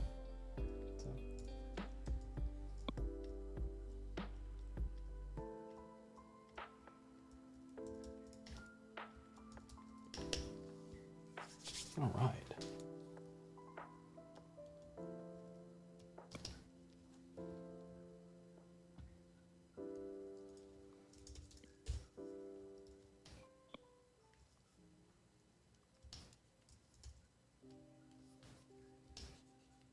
Now, let's see.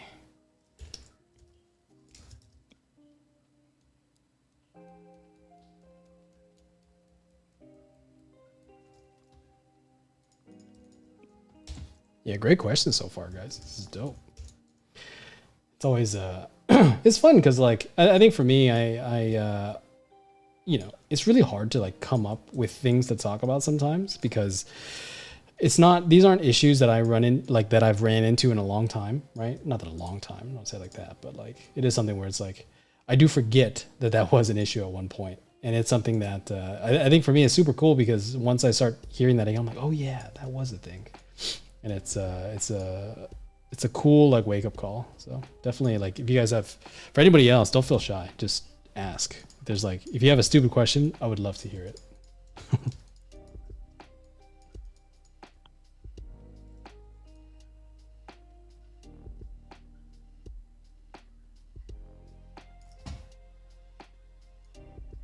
Yo, brainstorm question. When should I take art and business? Is it ever too soon to take it? That's a tough one, right? I'm motivated to take it now, and I'm worried that if I pass on it, then I'll be like quote unquote too busy to take it in the future, and I know how important it is. Well, for me personally, I would say that you should take it like probably in conjunction with like a portfolio level class, where like, hey, I'm starting to be ready for, let's say like, I'm starting to be ready to start creating a nice portfolio, right? Like I'm at a level that I need to be to do A, B, and C thing, whatever it is. Like, you're an advanced student, right? And I would take it then, because in that class, they talk about, the last time I took it was like 2016, so it's been a second.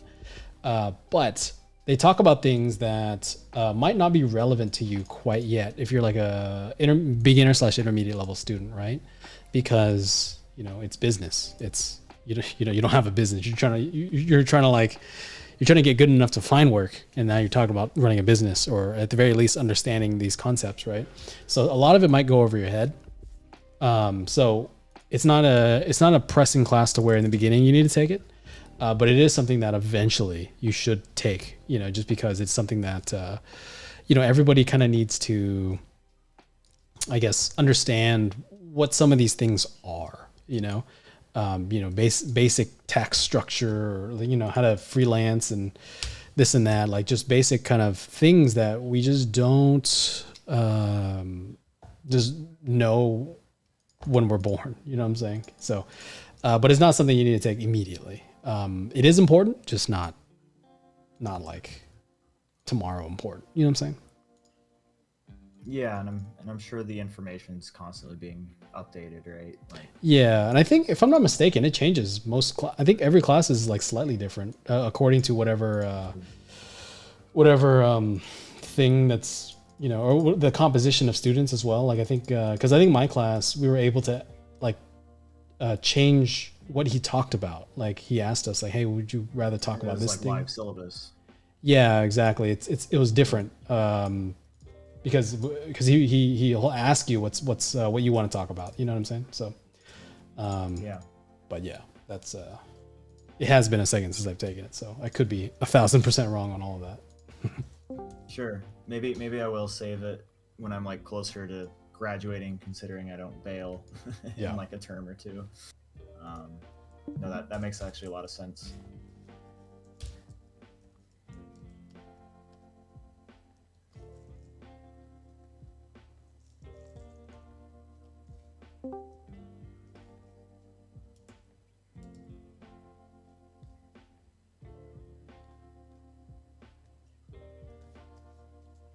Dope. Is that a bad idea? Is that dumb? No, that's not dumb. We did it. There you go. That's what I'm talking about, baby. Let's go.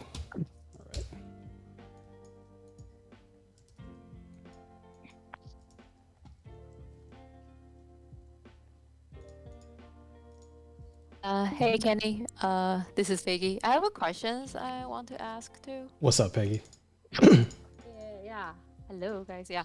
I was just wondering, like, how this year is a lot of people they lose their jobs, and so did I. Yeah. And I like trying to do everything I could now. I start teaching and also doing freelance on the side. And then there's still this fear of like not being able to get back to the industry. And I'm just wondering, like, in moments like this, like, what else do you think people like me should do? Like, I think it's a good time to build portfolio again. Like, I'm just wondering if you have any, feedback, advice, suggestions. So, yeah. Yeah. Thank you. I think It is, yeah. It is something where like if you happen to find yourself in a scenario where like, you're unfortunately out of work or whatever it is, right?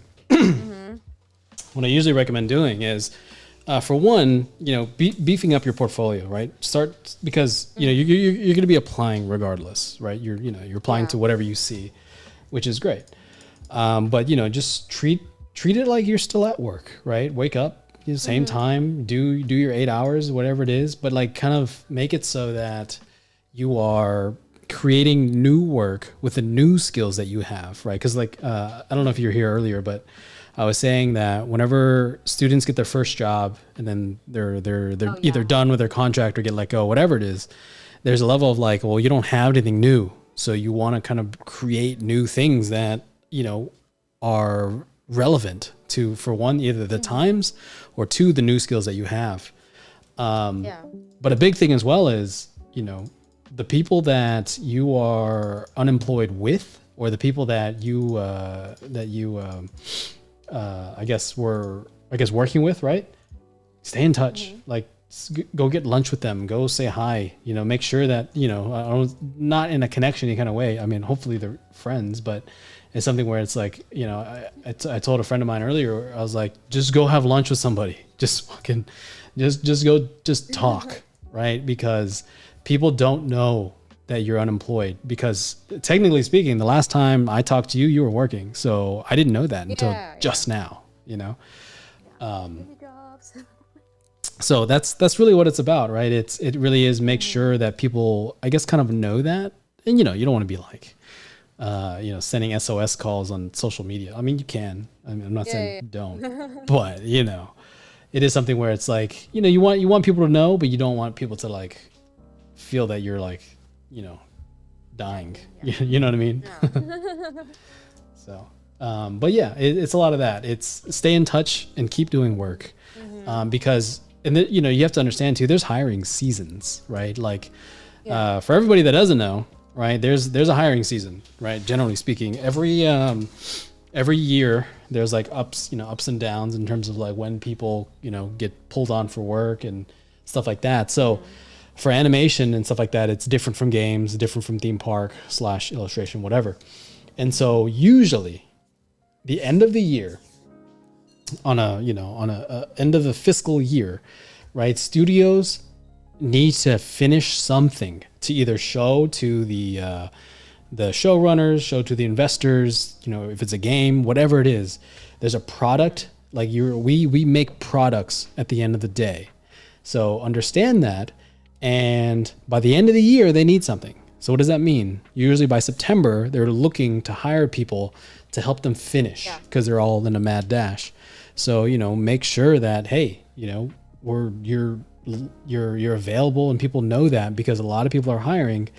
Maybe this season right now has been a little weird because of the writer strike, but it is something where just try to be aware of those hiring moments, because that's, for me, that's where a lot of work kind of gets found. You know what I'm saying? Yeah. Okay. Yeah.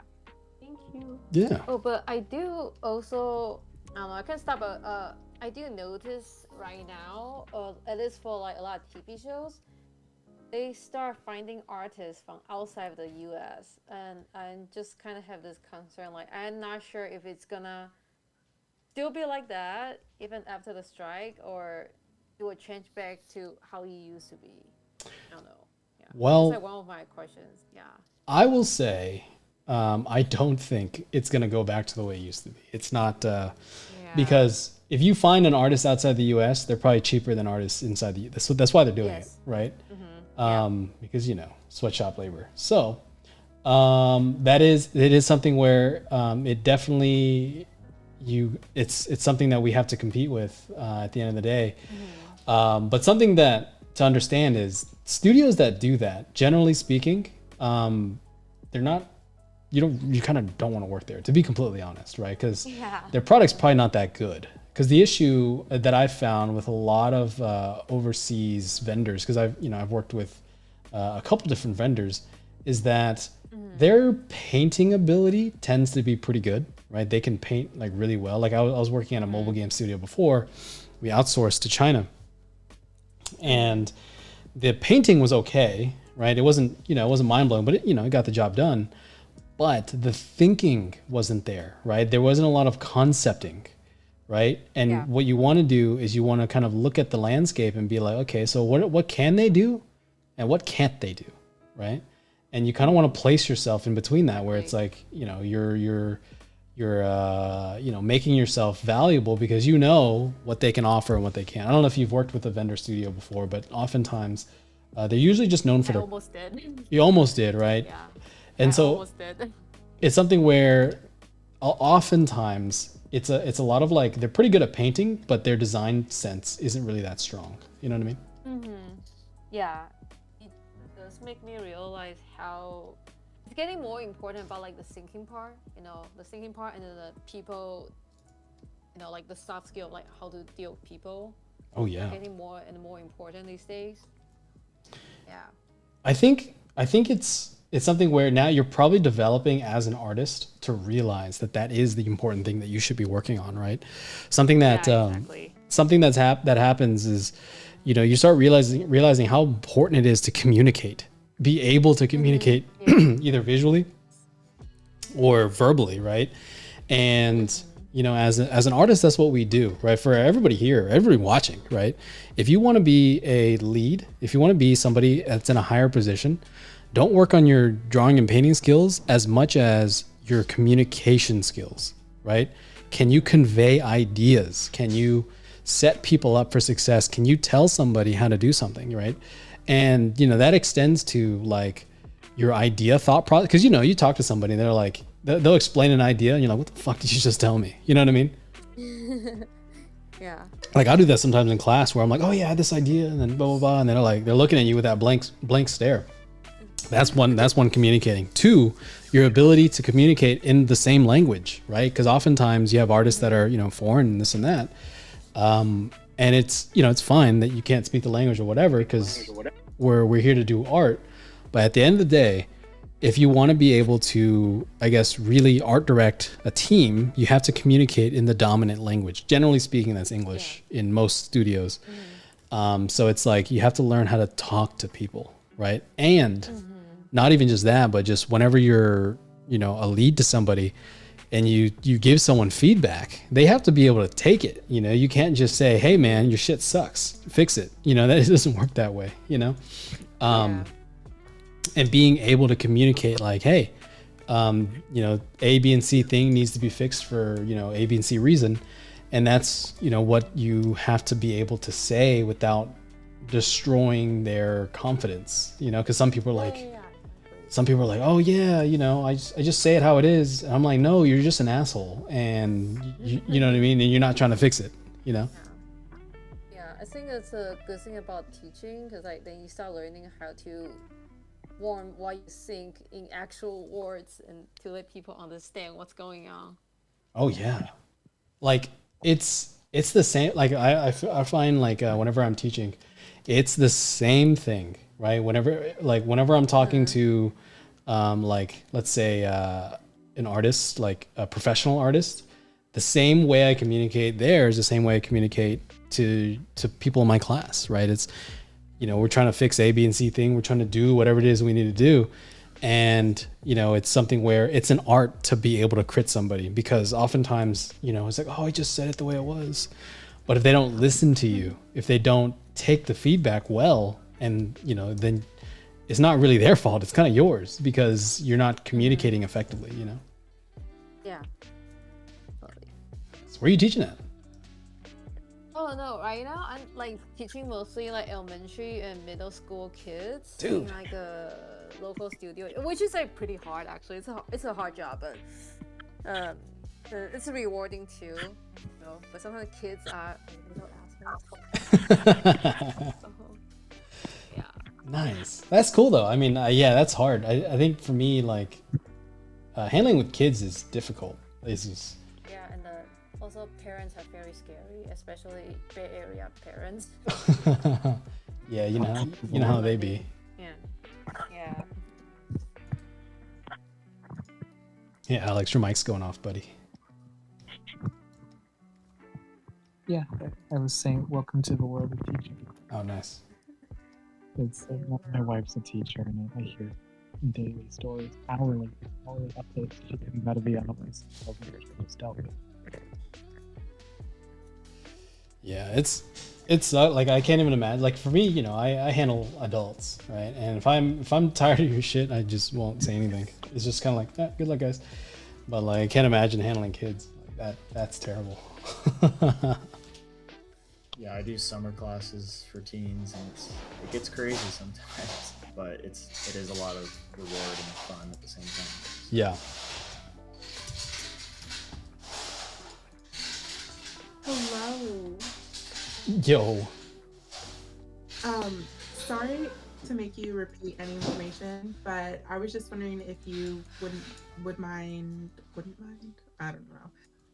Just if you had any announcements or what your plan is like going forward. I'm gonna assume you kind of talked about that in the beginning, and I got here not that long ago.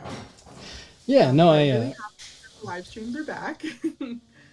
Yeah, it's so basically the live streams, the way I guess for everybody watching now, right, is the live streams are going to be hopefully weekly for a while. I plan on doing this for a while, and what I want to do is kind of walk through my my portfolio building process, right? So if you are trying to work on a portfolio, if you're trying to do anything that's, you know, I guess you're trying to, you know, create work or whatever. You know, hopefully you can kind of watch this and, you know, participate along if you would like. And I'll also give feedback to the people in the Discord.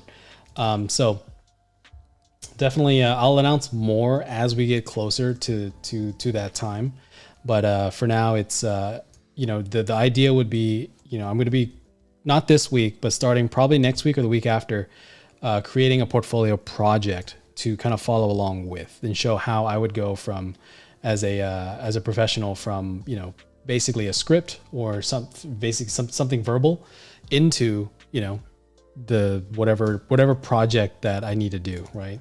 Oftentimes as a designer, they're always like, oh, hey, you know, we have this cool world and can you visualize it? That's where I come in, right? And so that's what I'm trying to do here, where not here, but in the next thing, I'm going to be kind of breaking down an idea from start to finish with one keyframe, and then the assets that go with it. So anything that you're trying to understand about the working process is kind of what I would be kind of doing. So, but yeah. Nice. And then are you planning to do every Tuesday at this time? You mentioned something about other days of the week. Yeah. So at the moment, I'm going to have one stream per week, right? For the time being, just for a little bit. My schedule is a little bit packed right now. So for at the first little bit, right? I do plan on doing multiple streams a week. Right now, I just can't promise that just because I have like classes and other stuff that I'm currently teaching, so I can't do it every single week. But there will be multiple streams a week eventually. I don't know exactly when, but there will be. Yeah, so you'll be able to kind of. You know, I'll set it up to where it makes sense, and you know, we'll be doing a couple different things, not just the portfolio project, but the first round that we're doing, the first probably 10-ish weeks, I'll be doing a portfolio project to kind of show you how I would go about it. You know what I'm saying? So Yeah. Last question. Sorry to berate you with all these good. questions. What's up? Are you open to the idea of recording? Just because I would really love to follow along with this project that you're working on, but like for Tuesday nights, I would be late every single time. I am recording, so this is all recorded, and this will be on the YouTube channel, right? So this is going to be, as far as I'm aware, right? Like I said at the beginning, there's a lot of like duct tape holding this together. So my intention is to have a record, like basically do the live stream, and all of it's going to be recorded, and it's going to be viewable on the YouTube later, right? So yes, you should be able to watch it. Things could go wrong. They always do. I literally had a recording go bad on me like 2 weeks ago. So, you know, shit happens. But I'm going to try my best to make sure that doesn't happen. Okay. Thank you so much. That's Yeah, for awesome. sure. Thank you. Faux show. That was almost like an ad And Sammy, segment. did you reach out to Antonio? I haven't yet. I've been a bit busy. I am going to message him soon, probably tonight or tomorrow. So Cool. Yeah, thanks for reminding me. I just got back from a trip, so I've been scrambling to get all this set up, and then I have some freelance that I'm handling right now. So it's been a little bit crazy.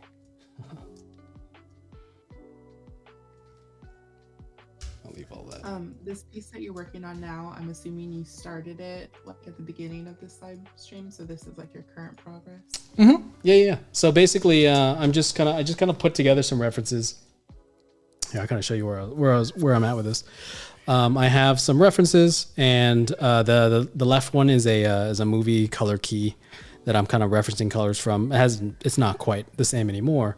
And then I have a reference for a whale that I was trying to imagine. This is like a thumbnail for things that are going to be happening in the future. So I'm just kind of setting up some mood paintings to kind of get me started, right? And then the three stacked on top of each other are my location references, and then I have a dude on a bike that I'm gonna throw in later. But for now, it's just trying to like figure. I'm just kind of feeling it out and just seeing like what works, what doesn't, and I'm just trying to like get this to, I guess, at least sit correctly, you know. I love the idea of the whales in the sky, the whale vehicle type things. I will say I didn't see it at first, but now I totally see it. Nice. Haven't seen the whale. I thought maybe like a boat.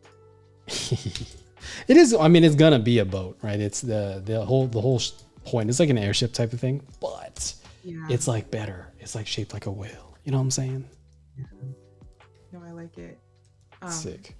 Audrey approved. I don't know if anyone has seen that. There's like that movie that came out. It was called, I think, Belle, and it was like just a anime version of like Beauty and the Beast. And I saw most of it. I didn't see the whole thing, but they have like this like whales in the sky in this like virtual reality world, and I thought it was like the coolest thing. Oh, sick! I swear I didn't copy it. They were like the speakers, like they would have speakers like all over them. Like it was like, it's cooler if you just like see it versus me trying to explain it. But it was really cool. Nice. Oh yes, I did see that. Yeah. Nice. Movie was hard to follow. Yeah, those they tend to be. Greatest movie. I mean, I feel like it had a lot of potential, and the ending was just not it for me. But there were cute aspects of it, and I liked the music. Nice. Oh, Dewey asked in the chat, did you watch the One Piece live action? I didn't. So I'm a pretty big One Piece fan. I enjoy it, to say the least, right?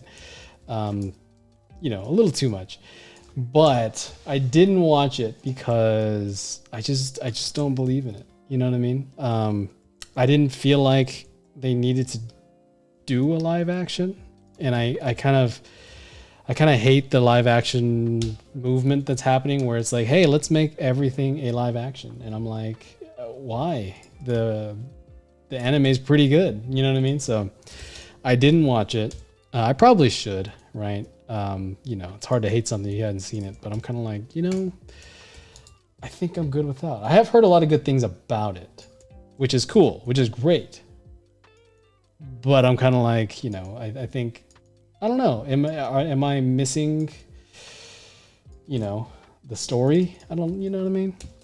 Maybe that's a little like. It got me into One Piece. I never watched it before, and I like the live action, so I went and sought out the anime. Dude, I will say this for everybody like that's on the fence about watching One Piece, because it's the anime, not the live action. It's that long for a reason, right? You know, they don't let trash run for, you know, 1,000-something episodes. It is long. If you and it's something that, like, a rule of mine is like, I'll never recommend somebody watch it if they didn't intend on watching it. You know what I'm saying? Like, if you were going to watch it, yes, please do it. It's great. It's probably if not the best anime of all time, right? Because I mean, it's 1,000-some episodes and the story's insane. But if you weren't intending on watching it, just don't, because it's too damn long. Why should you? If you didn't watch it now, you don't want to watch it. So it's like, you know what I'm saying? I always read, like, you know, if someone's gonna watch it, I'll freak out with you. But like, you know, it's something where it's like, I don't know. If you're not gonna watch it, don't watch it. It's you don't have to. You know what I'm saying? So that's just me though. The Crash Taste podcast guys, they said that what they liked about it was that it kind of abridged the first like 50 episode sprint of One Piece into a more concise, quick arc, which I don't know because I haven't seen it all. It was apparently slow to begin with. The shark heads part. It is slow. Okay, so for anybody, if you're intending on watching One Piece, like 1 through 100 is a little hard to watch. I'm not gonna lie, right? 1 through 100 is like slow and it's old. Like this is like 90s, right? It's old. So it's definitely not an easy watch by any means. But what I will say is the relationships that kind of get set up there kind of set up a lot of the things that happen in the anime, right? Where it's, or I guess the story as a whole, where it's like there's relationships that are happening in the story, not like romantic or anything, but just, you know, friendships and stuff like that. And you can kind of see how, you know, things kind of develop. And there's things that happen in, you know, Nami's arc that shows up later. There's things that happen in Sanji's arc that shows up later. You know, Zoro's an anomaly, I guess. They don't talk about his backstory at all. But, you know, there's things that happen, and there's a lot of emotional impact that happens. And something about One Piece, it's not a battle anime. If you're there and you're like, dude, the fights are the best part of One Piece, you're not watching One Piece. You know, sorry to say it that way, but you're not actually watching One Piece, to say the least. If you're watching it because you think the fights are cool, I don't want to say it like this, but you know, you might want to rewatch it. You're missing something. And so, you know, these things that happen, they're so pivotal to the story that it's really important that you kind of like experience it slow, you know, from a One Piece fan, I guess. Mm-hmm. It's we opened the can of passion for Ken. What's up?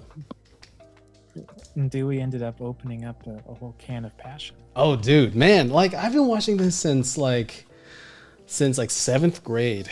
I'm 30 now, so it's been a while, and like, you know, it's something where like I've gone through a couple different versions of myself, like where like, oh yeah, the battles are great, and then I think I rewatched it again recently, like the whole thing, like from 0 to 100 or 0 to 1,000, sorry. And I think for me now, I'm kind of like, oh, the fights were okay. Like the fights were cool and they end kind of quick sometimes. And that was a complaint I had as a kid. But now I'm like, dude, that's exactly as long as the fight needed to be, you know, or whatever it was. And it's such I guess the anime does such a good job, or the story as a whole does such a good job of, I guess, giving us what we need from each character, each interaction. Yeah, I mean, there's, you know, slow moments, but I think the big moments are very impactful. The highs are like super high.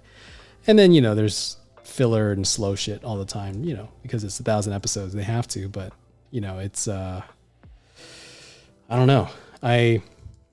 I'll see people like skip things or like they'll kind of like truncate things. And I'm like, yeah, I mean, you can, but you're missing a lot. You know what I mean? It's like, you know, get the, if you watch like, for example, like, you know, get the Cliff Notes on the first 3 Star Wars and then watch, you know, the middle 3, you know what I mean? It's like, that's, I don't know. It's just odd.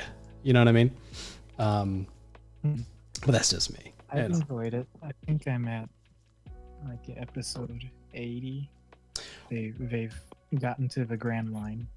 What I will say though, what I do like about what the live action is doing is it's bringing in new people, which is great. I think that's the cool part about it. Like I really appreciate that, where it's like, because you know, I think it's like cool, like hate One Piece for a while just because it's like, oh yeah, you know, it's so long. But like the live action's getting people to like, I guess, watch the actual anime because they're like, oh, this shit's pretty good. And I'm like, yeah, man, it is pretty good. But you know, Yeah. that's just me. You know, I'm a little crazy. So, you know. I'm surprised at how funny the anime is. Like it has the I listen to the dubs because I don't really watch TV. Uh-huh. And I'm surprised at even just like the pacing of jokes and delivery, Yeah. or non-audible. Like sometimes I'll glance and I'll see that there's like some throwaway joke about Zoro being bad at directions and stuff. Yeah. It's very, very just like it makes you laugh out loud, which anime has never done for me before. Yeah. I think something that's nice because I think this time, so I rewatched it again, right? But I've been learning Japanese recently for the last like 6 months ish. I guess not really, but you know, for the last a little bit of time, I was watching it. And what was nice was that now that I'm kind of getting, I mean, I'm not anywhere near capable of having a conversation with an actual Japanese person. But what I am saying is there's things that I'm starting to understand about the language and the culture. And like I'm catching little nuances, and it's really cool because I'm actually understanding like the jokes. Like some jokes are language jokes where it's like, it's not something that you can actually translate. And this happens a lot in anime where it's like maybe a joke about the kanji or a joke about the culture or the way someone speaks, but because it's all in Japanese, we don't really understand it. And so something that's been really cool is I'm starting to understand that just a little bit more. You know, obviously I'm probably missing a ton because I still don't quite understand it at the level that I'd want to. But it is something where I'm like, I'm starting to get a little bit of it, and it's actually even funnier oftentimes than what I had like initially thought. So that's been really cool. It is.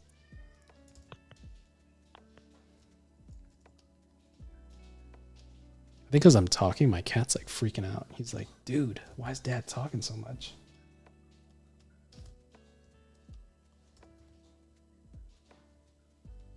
Honestly, I can think back to some of the scenes and it even just makes me giggle now, just like how stupid Luffy can be. Or Oh, dude, yeah, it's great, man. I love One Piece, dude. Like, there's not a lot of shows that I will like, I don't know, enjoy as much as I enjoy One Piece. But there is like part of me that I get very mad about too, where like because the anime and the manga are actually very different. For those that don't know, like, are very different experiences. Where like, you know, where you're, I guess, because the anime goes by a one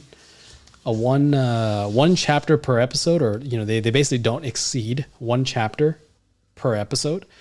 That's the reason why One Piece doesn't have a lot of fillers, right? It's just because they don't move at a fast enough pace to need fillers, right? But the issue is they'll sometimes start catching up and they start changing some of the way that, I guess, things are shown, or they'll extend some things that are, I guess, is not really quite how it went. And it almost like redirects the narrative, which is really interesting. Like the recent, I'm not going to spoil anything, but the recent arc does that a couple times, and things that would happen in, let's say, like one panel in the manga would happen 2 to 3 episodes, and the message is different, which is really, I don't know, I guess a gripe that I have, that it just doesn't quite say the same story, right? Because you know, instead of being a quick thing, it's like drawn out, and it makes it feel like there's a chance, or there's something that there's some sort of I guess, I don't know, chance that the characters have to complete this thing, when in reality it was like one panel and it shouldn't have taken that long to actually execute, kind of thing. So trying to like not spoil anything by saying nothing, but it'll take Yeah, I get it. Yeah. ages to get there. It's okay. I think there's certain episodes maybe they try to give more explanations from the story, other than the chapter in the manga kind of just rushing through it. Yeah. Like they try to like extend some things, and you know, it's fine. Like I understand why they do it, but yeah, it is something where it's like the experience, especially the latest fight. I'm not gonna say what it is or what it's about or anything, but there are times where it kind of got stretched out, and it doesn't say the same things that the manga said. Right? It's something that would happen for one panel would happen for 2 to 3 episodes, and in reality, it's a fast move, or it's a thing that was supposed to be really quick and not a big deal, right?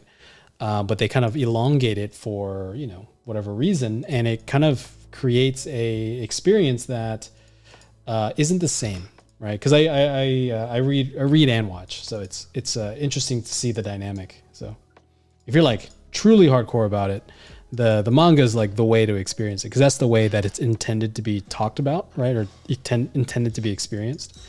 But you know, the animation's pretty good, so sometimes it can be pretty shit other times, but you know, we don't talk about that. I don't know if this is the same I know what you're thing, but talking it feels. Oh, sorry. I don't know if this is the same thing, but it feels like the same thing. I get really annoyed when movies make like they're doing a movie series and they make 2 movies for one book in the series, and it's always the last one, and they're always like, there was just too much information and we had to make it 2 movies. And I just feel like what tends to happen is that the first part is always just crap. Like, it's so slow, it's so drawn out. It's sometimes they add just like new things that feel unnecessary, and it's not like, it's hard because there can be new ideas that can be good, but this movie was specifically made off of this book series, and it's like people loved this book series enough for you to even like justify it in your budget to make this movie because of like, you know, what was in the books. And so, but like another thing you'll see too, even if they don't add new things, is they just make some scenes like so unnecessarily long that almost like take away the effect. Like when you read it, like typically you think about reading something and that taking longer, which should be true because you're reading it, but it's like then there'll just be like a scene that you maybe read on half a page, and it's like it feels like it's like 20 minutes in part 1 of some movie, and then all the action, the real action happens, the dramatic action happens in like the second part of the movie. Yeah. That's, I don't know. See, like that's exactly it. It ruined a lot of franchises by doing, not ruined, that's too strong, but like that happened. Yeah. Harry Potter, for Hunger Games, for even just the Lord of the Rings series when they remade it into The Hobbit. They did add a lot of new content for that, but they made the Hobbit trilogy to go along with the Lord of the Rings trilogy. Twilight even, I mean, those movies are so iconic, but I hate that they split. I still hate that they split the last one.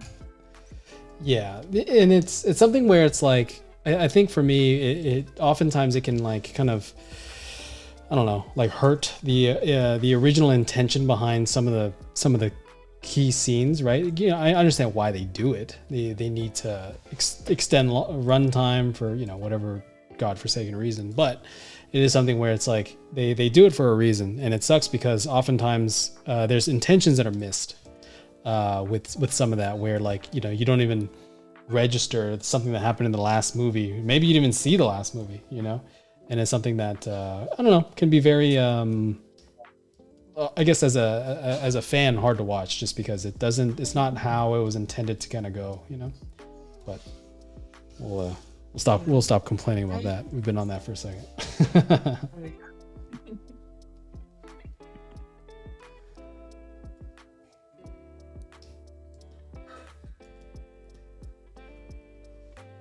Almost forgot this was an art stream for a second.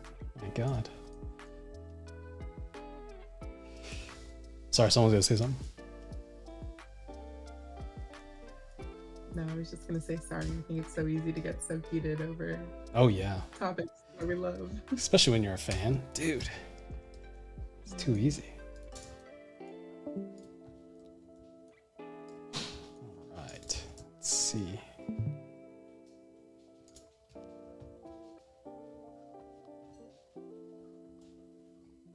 Grab my folder real quick.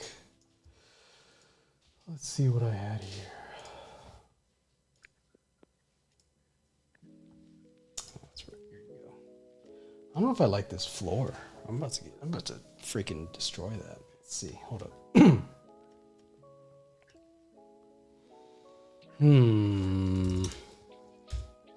Let's redo this, shall we?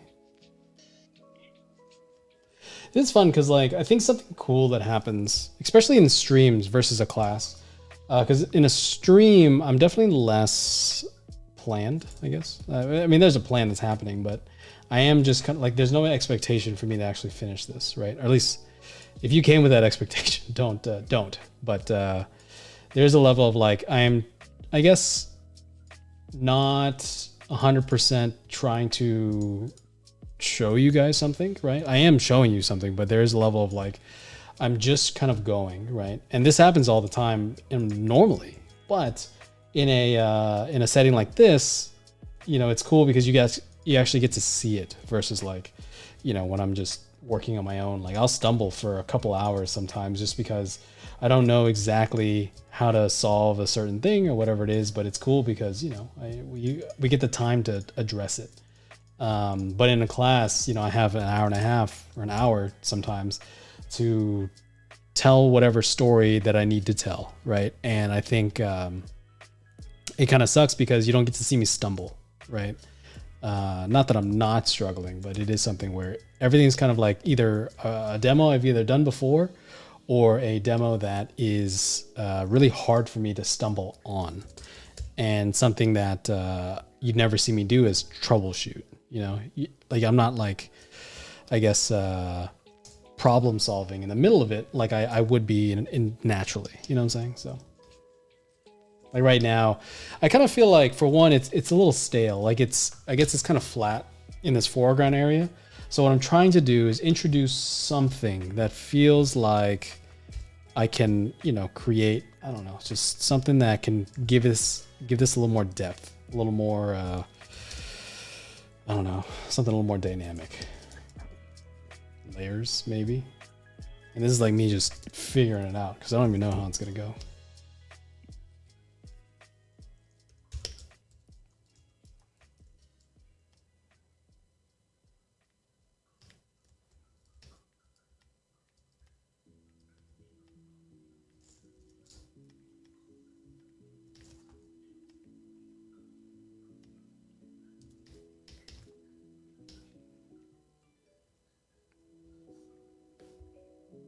Getting text messages. Who's messaging me? Oh, just kidding.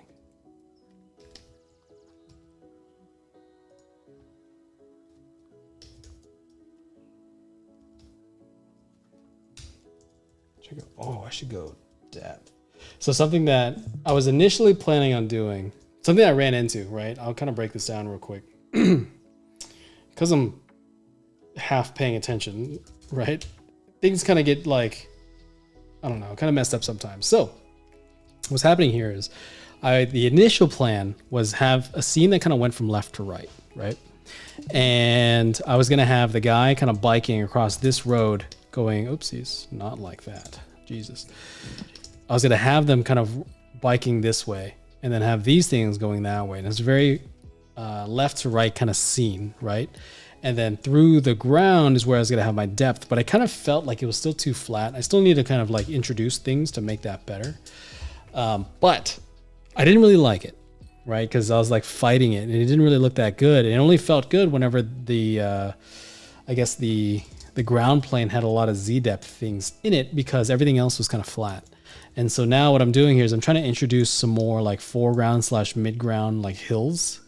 And then maybe there's a path that kind of like C curves us in and kind of leads us in. Maybe like our guy is like, you know, on the way going that way or something like that.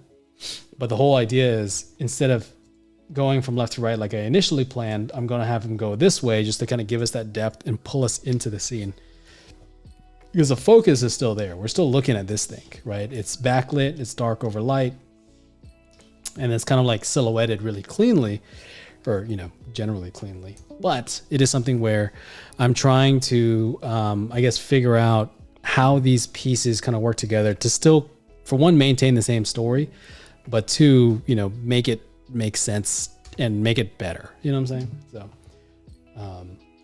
because usually in my demos in class, this will kind of already be figured out. Like I don't really, it's not that I don't take a risk during the class, but oftentimes, you know, when it comes to like doing the demo, it's not that I've done it before. I haven't done that exact painting, but it's kind of like, you know, it's, I'm not doing something that's out of my comfort zone just because I'm trying to teach a topic during that versus like here, I'm like, is this going to work? Does this look stupid?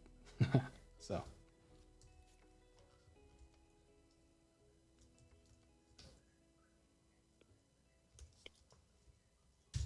Sick. Cool. Is this better horizontal? Image, rotation, horizontal. Nah, that's much better. Dude, you're dumb. Let's go.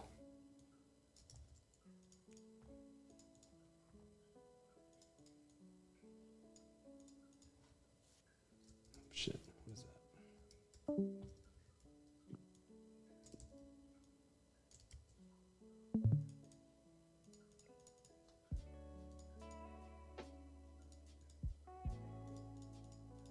There it is. Let's get rid of that.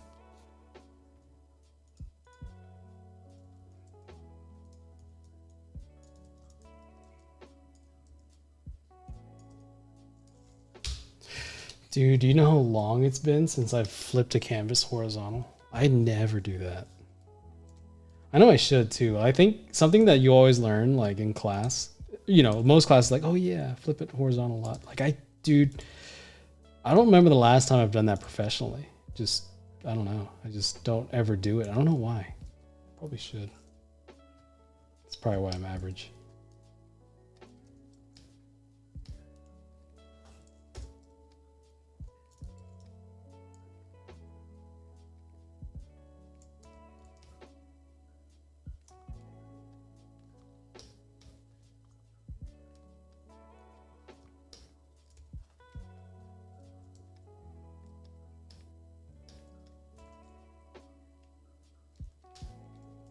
Let's go. Okay. I don't like how that's just kind of there like that.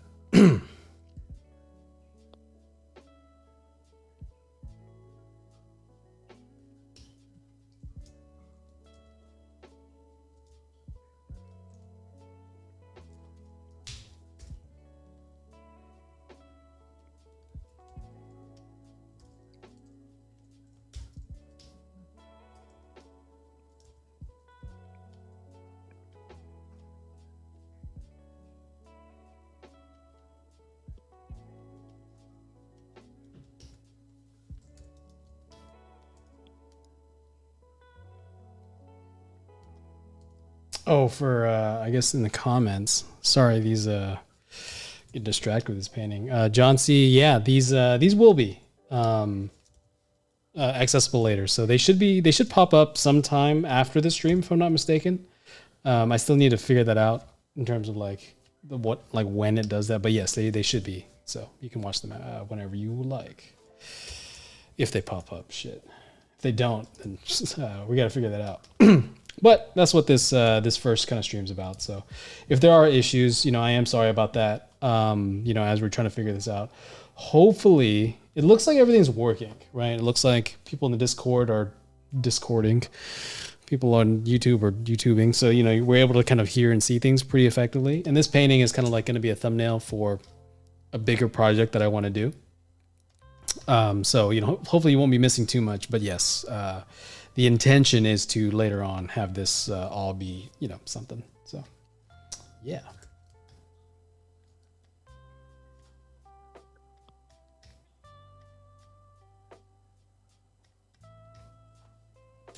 Oops.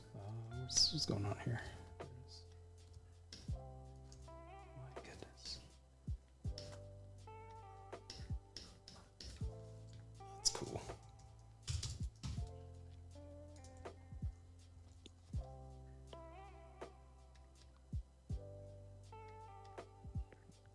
So who's all going to Lightbox this in a couple weeks?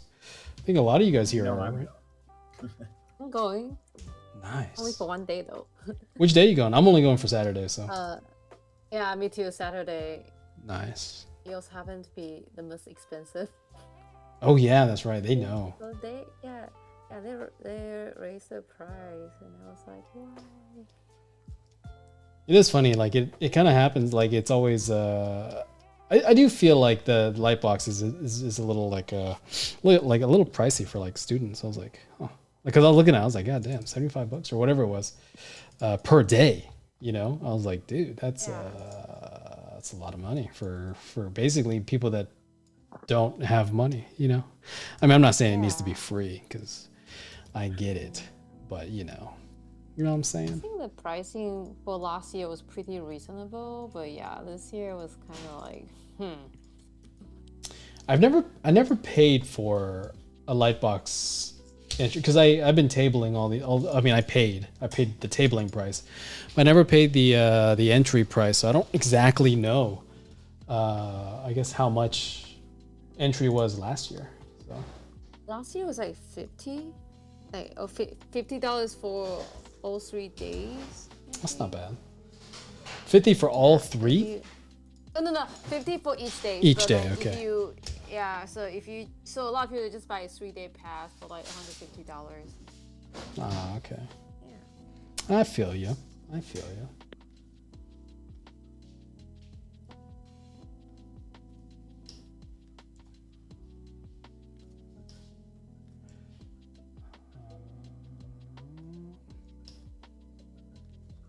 Well, by the way, freaking Photoshop, they don't, for whatever reason, my color shift settings aren't, I guess, the same anymore. Like, for example, my brushes, some of them have the hue jitter on them, like specifically, like that brush specifically. And then for whatever reason, it doesn't do that anymore, which is odd. Like I have to like apply it to every brush now. Like you've seen me like kind of go in and click. I have to like do that now, like a peasant. It sucks. This is it's really odd. But sounds like you should switch to Procreate or anything else. I don't know, dude. Man, I'm like if anybody was like, hey, do you want to try this out? I actually might, because fucking man, dude, I'm so tired of. I'm trying to Wacom and Photoshop and Adobe. It's just like, dude. How you gonna hold me hostage like this, man? Like, you know. And then I was actually, I think it was probably like 2-3 weeks ago. I was having tablet issues to where my tablet wouldn't connect. Like when I plugged it in, it would shut down, which was odd. I was like, what the? And so I had to use Bluetooth and like charge it separately until like some update came out, and it was really annoying. I was like, why is this a thing? You know, but you know, it's whatever. Must be because I'm a bitch. Clip has its sales twice a year. What'd you say? Basically Photoshop. And Clip Studio has Clips. sales twice a year. Is it pretty strong? Is it like, can it handle, like, I mean, you've seen the way I work. Can it do that? I mean, it can hold multiple files open. The interface is a little more friendly with like quick access stuff, and all the shortcuts are basically the same. Dude. It doesn't have the same filters, but it has a lot of very unique niche features that you could probably find useful as well. Oh. Okay. Yeah, man, I'm like 1 offer away from like just switching. Cause like Wacom, like I don't care. I don't need, like, cause I'm on a tablet now, so literally anything will work. I just happen to have a Wacom tablet at this point, and then with Photoshop, I don't know, man. I am pretty tired of it. I will say that. And Clip Studio is so cheap that you could buy it and just, pick it up when you feel like giving it a go and get used to it. Yeah. When it goes on sale, I think it's like $70 lifetime or something like that. Damn, son. I should try that. But then I'm gonna bomb like every demo that I do from here on out for like a week or two. Shit.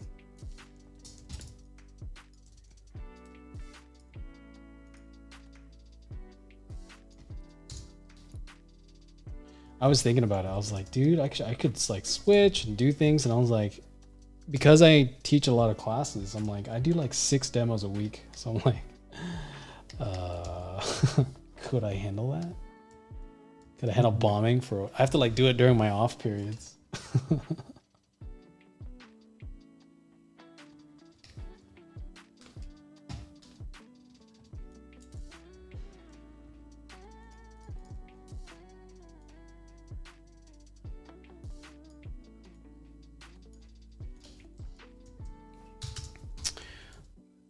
Nice. This thumbnail's going okay. He's floating. He's a floater.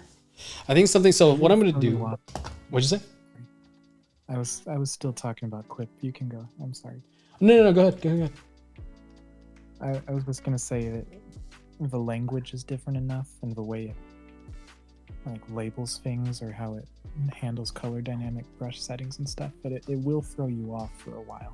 You do have to like learn the way that it talks about stuff.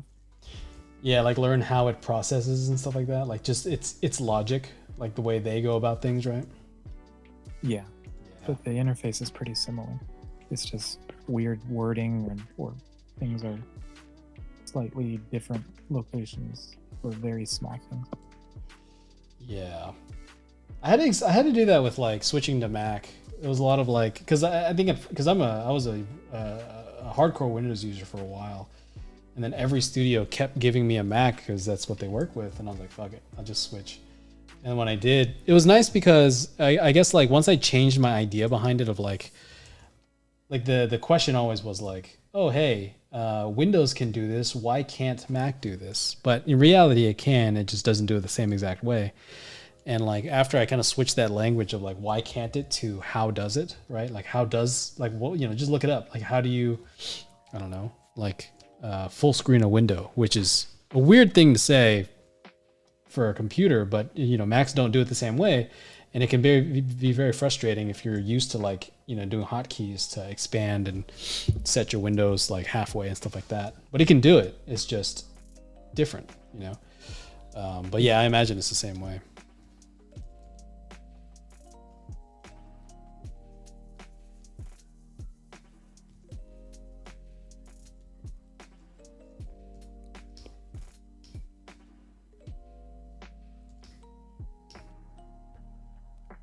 Cool. Bro, let's go. Let's see. It's funny, I've been doing so much like photo bashing at work. It's like, it's kind of nice just to paint. Are you excited for Blue Eye Samurai to be coming out soon? I am. I worked on that 2020, the end of 2020 to about 2022. So it's been a couple of years, and yeah, I'm excited. I'm nervous to say the least. There are some quality control issues with some things. It not on our end, not on Netflix's end. It's on the vendor's end that I'm concerned about. But we'll see. You know what I mean? So. So yeah, but it's fun. I think that project kind of like pushed me to. I guess it was weird. It was like you have to kind of paint realistically stylized, right? Which is always a fun thing to figure out.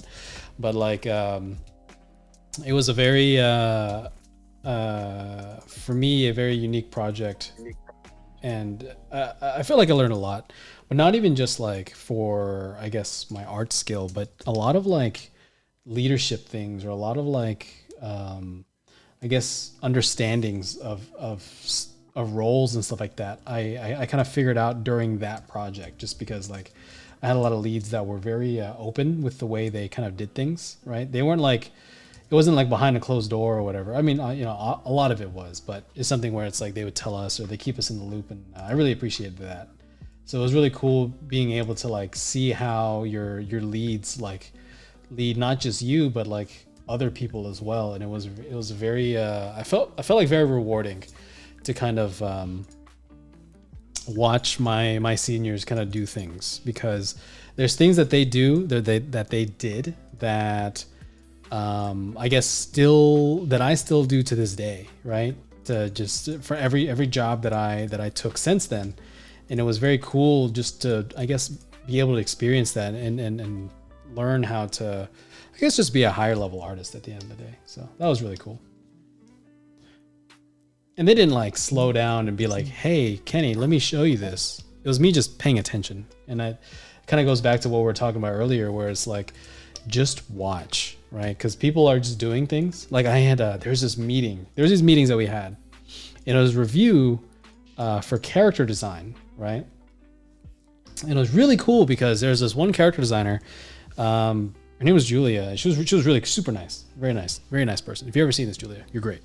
But they would be doing character crits on the vendor stuff that came back, and I was just there as just a viewer to kind of they let us sit in on that because there was some environment stuff that they wanted us to see, this and that. And it was really cool because you get to see the different people interacting, right? And listening to somebody talk about their job was super cool. So like if you're ever like in a situation where you're able to be part of the room, even if it's not your job, like you're a viz dev artist or whatever, and they're talking about modeling, don't tune out, fucking listen, right? Like pay attention, because this is important, right? Because when you become an art director, when you become a whoever, it is something where that conversation really is how you become an art director, right? It's because an art director isn't just somebody that handles concept artists, like, you know, a lot of it is, but you're handling modelers, you're handling animators, VFX, you know, advertising, everything. It's the look and feel of the game, movie, show, whatever. And so when you get to hear these conversations, you understand how they talk, right? We were part of director meetings. They were talking about camera lensing and story progression, this and that. We were part of character design meetings where they're talking about likeness and shape, silhouette, and stuff like that, and when to break the model and when not to. And it was such a cool experience because they let us sit in those meetings. And those meetings were so helpful for just me to kind of develop and understand what other roles do. It's not that I didn't understand them. Like I knew what a character designer does, but it was just different, you know? It was something that I was able to kind of watch things that I feel like I really leveled up because of it. So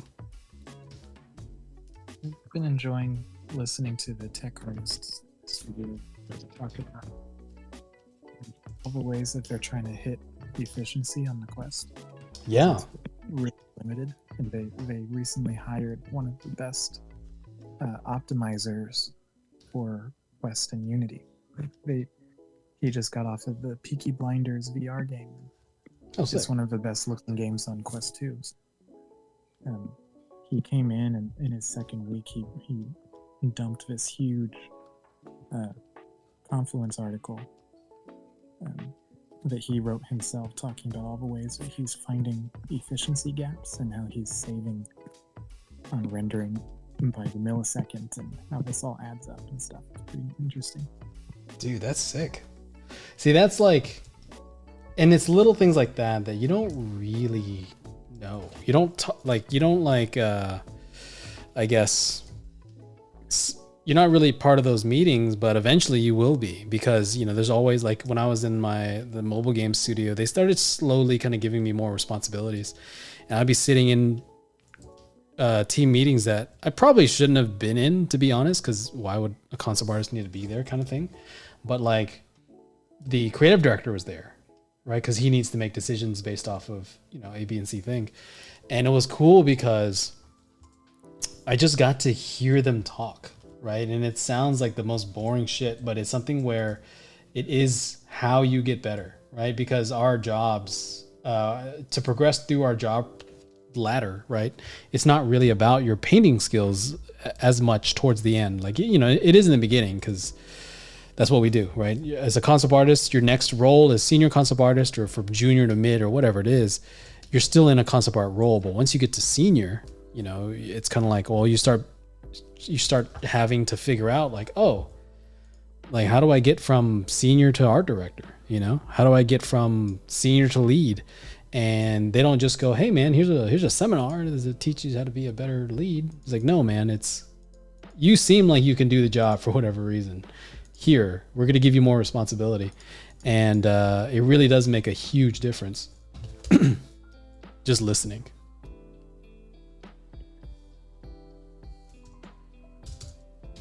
Whales. Boom. Let's go, dude. I need to start looking for other jobs too. Just I've been at this studio for over 2 years now. I saw my art director was congratulated for a 1 year anniversary. It's 1 year already. Jeez. Just need to find somewhere else where I'm gonna be pushed to grow more than kind of just receiving random assignments. Dude, that's it, man. It's, you know, just always be looking. You know, you don't have to take it. Just be looking. Because it's like, I think a big issue that happens, and this happens with all my friends, everybody that I know, like once they finish their contract or wherever, cool. So what do I do? Now I start looking. Well, you know, now it's going to take you like if you were to get a job offer fucking tomorrow, right? It's still going to take you like a month to even get hired, right? And so it really is like, just be on the lookout. Just see who's hiring, and maybe, you know, even do some freelance every once in a while. That way you can, you know, start building up this library of connections. Because, you know, I just got done doing some freelance last week, right? Well, I turned it in last week, and literally the same studio say, hey, we have some more stuff, and it's like, yeah. You know what I mean? It's they always have more. If you do a good job, they're going to offer you some more things, and that's how it builds. You know, it's these little things that really do go a long way to kind of push, I guess, your career forward. But you know, if you just kind of wait for that next opportunity or that next time that you need to find an opportunity, that's when it gets very like, you're just, I don't know. There's a lot of waiting. And sometimes if you have a family, you know, like you have a family to take care of, you can't just wait. You can't just be unemployed until the next job, because that could be months, maybe even a year before your next job comes up. And it's so important. Just be looking. Just, you don't have to, you know, worst case scenario, you're still at the same studio that you were at. Best case scenario, you're, you know, working wherever you wanted to work at, you know, but it's, yeah, that's what I'm freaking out about. I can't pull my head up in another 2 years and not have like job titles that are gonna have another studio say, oh, okay, well, we would trust hiring you, because we don't want to move. So it's either like try to luck out on a remote job, or luck out on getting hired somewhere where they pay high enough that I can justify moving. Otherwise, I'd probably like go work at Quick Trip or something. Yeah. Well, man, there's always tutorials, bro. Just saying. I mean, you told me how much you made off your first one. So, just saying, dude. Yeah. Just saying, man.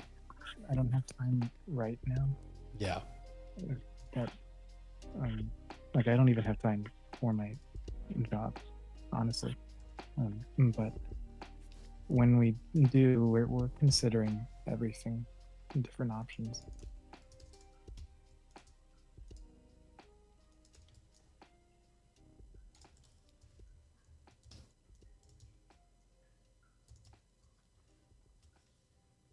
Nice.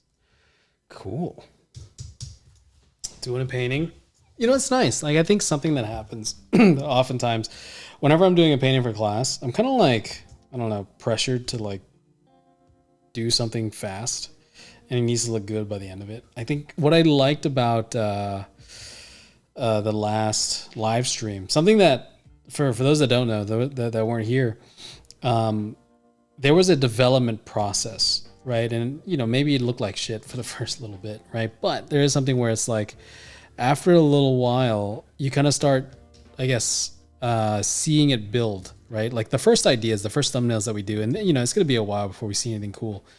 But I like showing that process of like, oh yeah, it's a bad idea right now, or it looks very generic, or the whale is very dumb looking. But we're going to develop this. We're going to make this better. We're going to turn this into something actually worth looking at, right? But for now, it's just the core. It's just a signature. It's just a note to be like, okay, yeah, this could be kind of cool to play with, and it's going to develop. For those of you that haven't seen my ENT1 class, the first paintings are always, borderline, just terrible paintings, right? They're always like, they're okay. But it's the ideas that we're kind of developing as we go. And so, this is going to be turned into something, hopefully something cooler a little bit later. And we can, I want to get into modeling. I want to get into, doing all sorts of stuff, whether using assets or whatever it is. But this is like the first piece where it's like, oh, there's clouds, there's a whale, there's a road, there's grass. Cool. Maybe we can make something out of this. And everything there is like a placeholder, and we can kind of start adding things, and we can start designing from this. We have something instead of a blank page that we had at the beginning of the project, right? Instead of just a white blank page, right? Now we have something to crit. Now we have something to say about this, this thing. And this is kind of where I want to, just show that it's a process. I think something that happens a lot that I see is there's this expectation that everything needs to be like amazing, like right off the bat. Like as soon as I start painting, it needs to be like just bomb, But in reality, especially at work, I'll do paintings like this all day where it's like, oh, that's pretty cool. I like one or two things about this, and then everything else is trash. But then after a while, it's a lot of like, oh yeah, that's a pretty cool idea. And you start kind of adding to it. And I think that's something really important to see as students, just because we get so tied into this idea of like these artists are always making like gold, right? And I don't, we make these paintings, but the ideas kind of bounce off each other, right? I see, somebody's painting like somebody at the studio, I'll see their painting, like, oh shit, that's a great idea. And I'll kind of like take some of those thoughts and bring it into mine and stuff like that. And it kind of develops into something even cooler. So I want this project to kind of be something similar to that. I want this to be an experience that we show development and growth. So hopefully as we're going through the weeks, this kind of starts making a little more sense to you guys. And this starts kind of being something that can be very useful, and understanding how we actually work in a studio. Because I think for me, that's a big mystery oftentimes, where that you hear about some of the things in class, and then you go into the studio working and you're like, that's not how I was taught. And then now you have to do something, completely different, or, whatever it is. And I kind of want to like, just kind of go through a process and show you like, it's not so rigid sometimes, or we skip a lot of steps, or we do certain things in a certain order for a reason, so, but we'll get there. We'll get there in a week or so, or a couple weeks. So,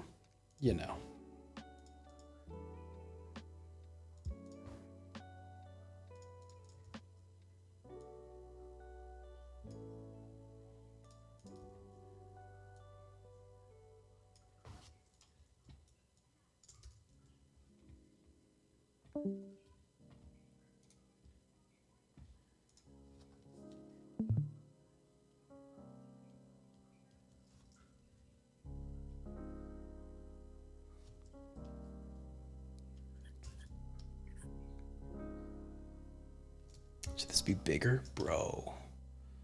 Dude.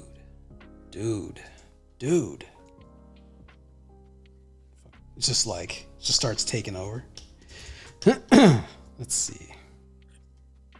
I feel like this should be like behind something.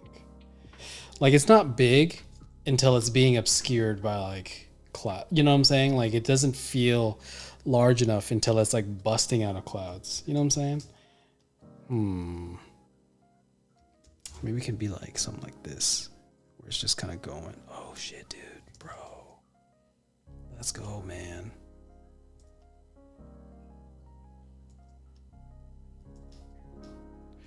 What's a placeholder for now? So we'll see what happens.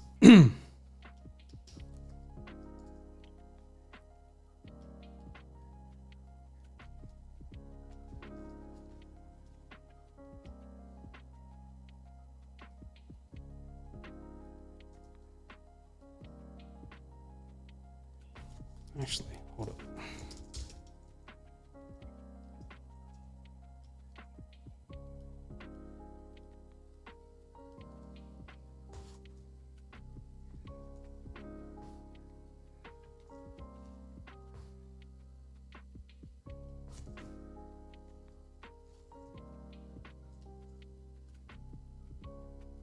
Oh, don't do that. That's a dumb idea. Don't smudge at 8,000 pixels wide. It doesn't work. It's not a good idea, in case you're wondering.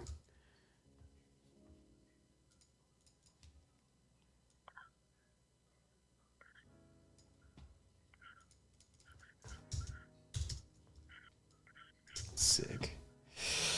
Cool. I think it's a good place to stop. I think it's a good place to kind of call it a day. But something that I just kind of want to talk about, right? As we're finishing up, this obviously this is like the kind of soft launch, right? We're just trying to make sure all the tech works, make sure everybody's able to see things. There's no like weird doubles on audio and stuff like that. But starting next week, right? I'm gonna start having there's gonna be a schedule that I'll talk about. There's gonna be a project that I'm gonna kind of work through. If you would like to kind of follow along and you want some feedback and stuff like that, definitely participate. I would love for you to participate and join in. Obviously, you don't have to if you don't want to. It's up to you and what you want to do. But what I will say is that it is something that this is going to be a legitimate thing that in terms of the way I go about world building, creating a project, start to finish, everything that you would need. Generally speaking, right? Because we don't have constraints like you would at a studio. So, there are things that I'm going to have to be making up, constraints that are going to be made up as we go. But it is going to be hopefully something that you can show off by the end. So if you'd like to kind of participate, you'd like to create something that is, just a little more, I guess, more project based, whatever it is, right? Definitely, consider joining. I'll have more on what it's going to be next week, right? I'll have a reference board. I'll kind of show you what you need. There'll be assignments and everything as well. So definitely consider it if you're not taking any classes right now. Shit, if you are taking classes right now, feel free. But with that in mind, I guess that's all I got for today. Really today was really just trying to test out everything, make sure it works. Hopefully you guys had fun. Definitely if you have questions about anything, feel free to ask. Don't be shy. I'd love to talk about any problems that you have or anything that you're kind of going through, because these types of things aren't, I guess, unique, right? A lot of us kind of go through the same issues. There's a lot of doubts. There's a lot of, various things that we're experiencing. And if you want to talk about it, in terms of like what you should do or what happened, this and that or whatever, definitely let's talk about it, because I'd love to, shine some light on it. Or at the very least, we had like 20 to 30 people a second ago. And all of us are at different levels and are different points in our career. So I bet you somebody would have experience on that topic. So, just things to think about. But yeah, with that in mind, we're done, guys.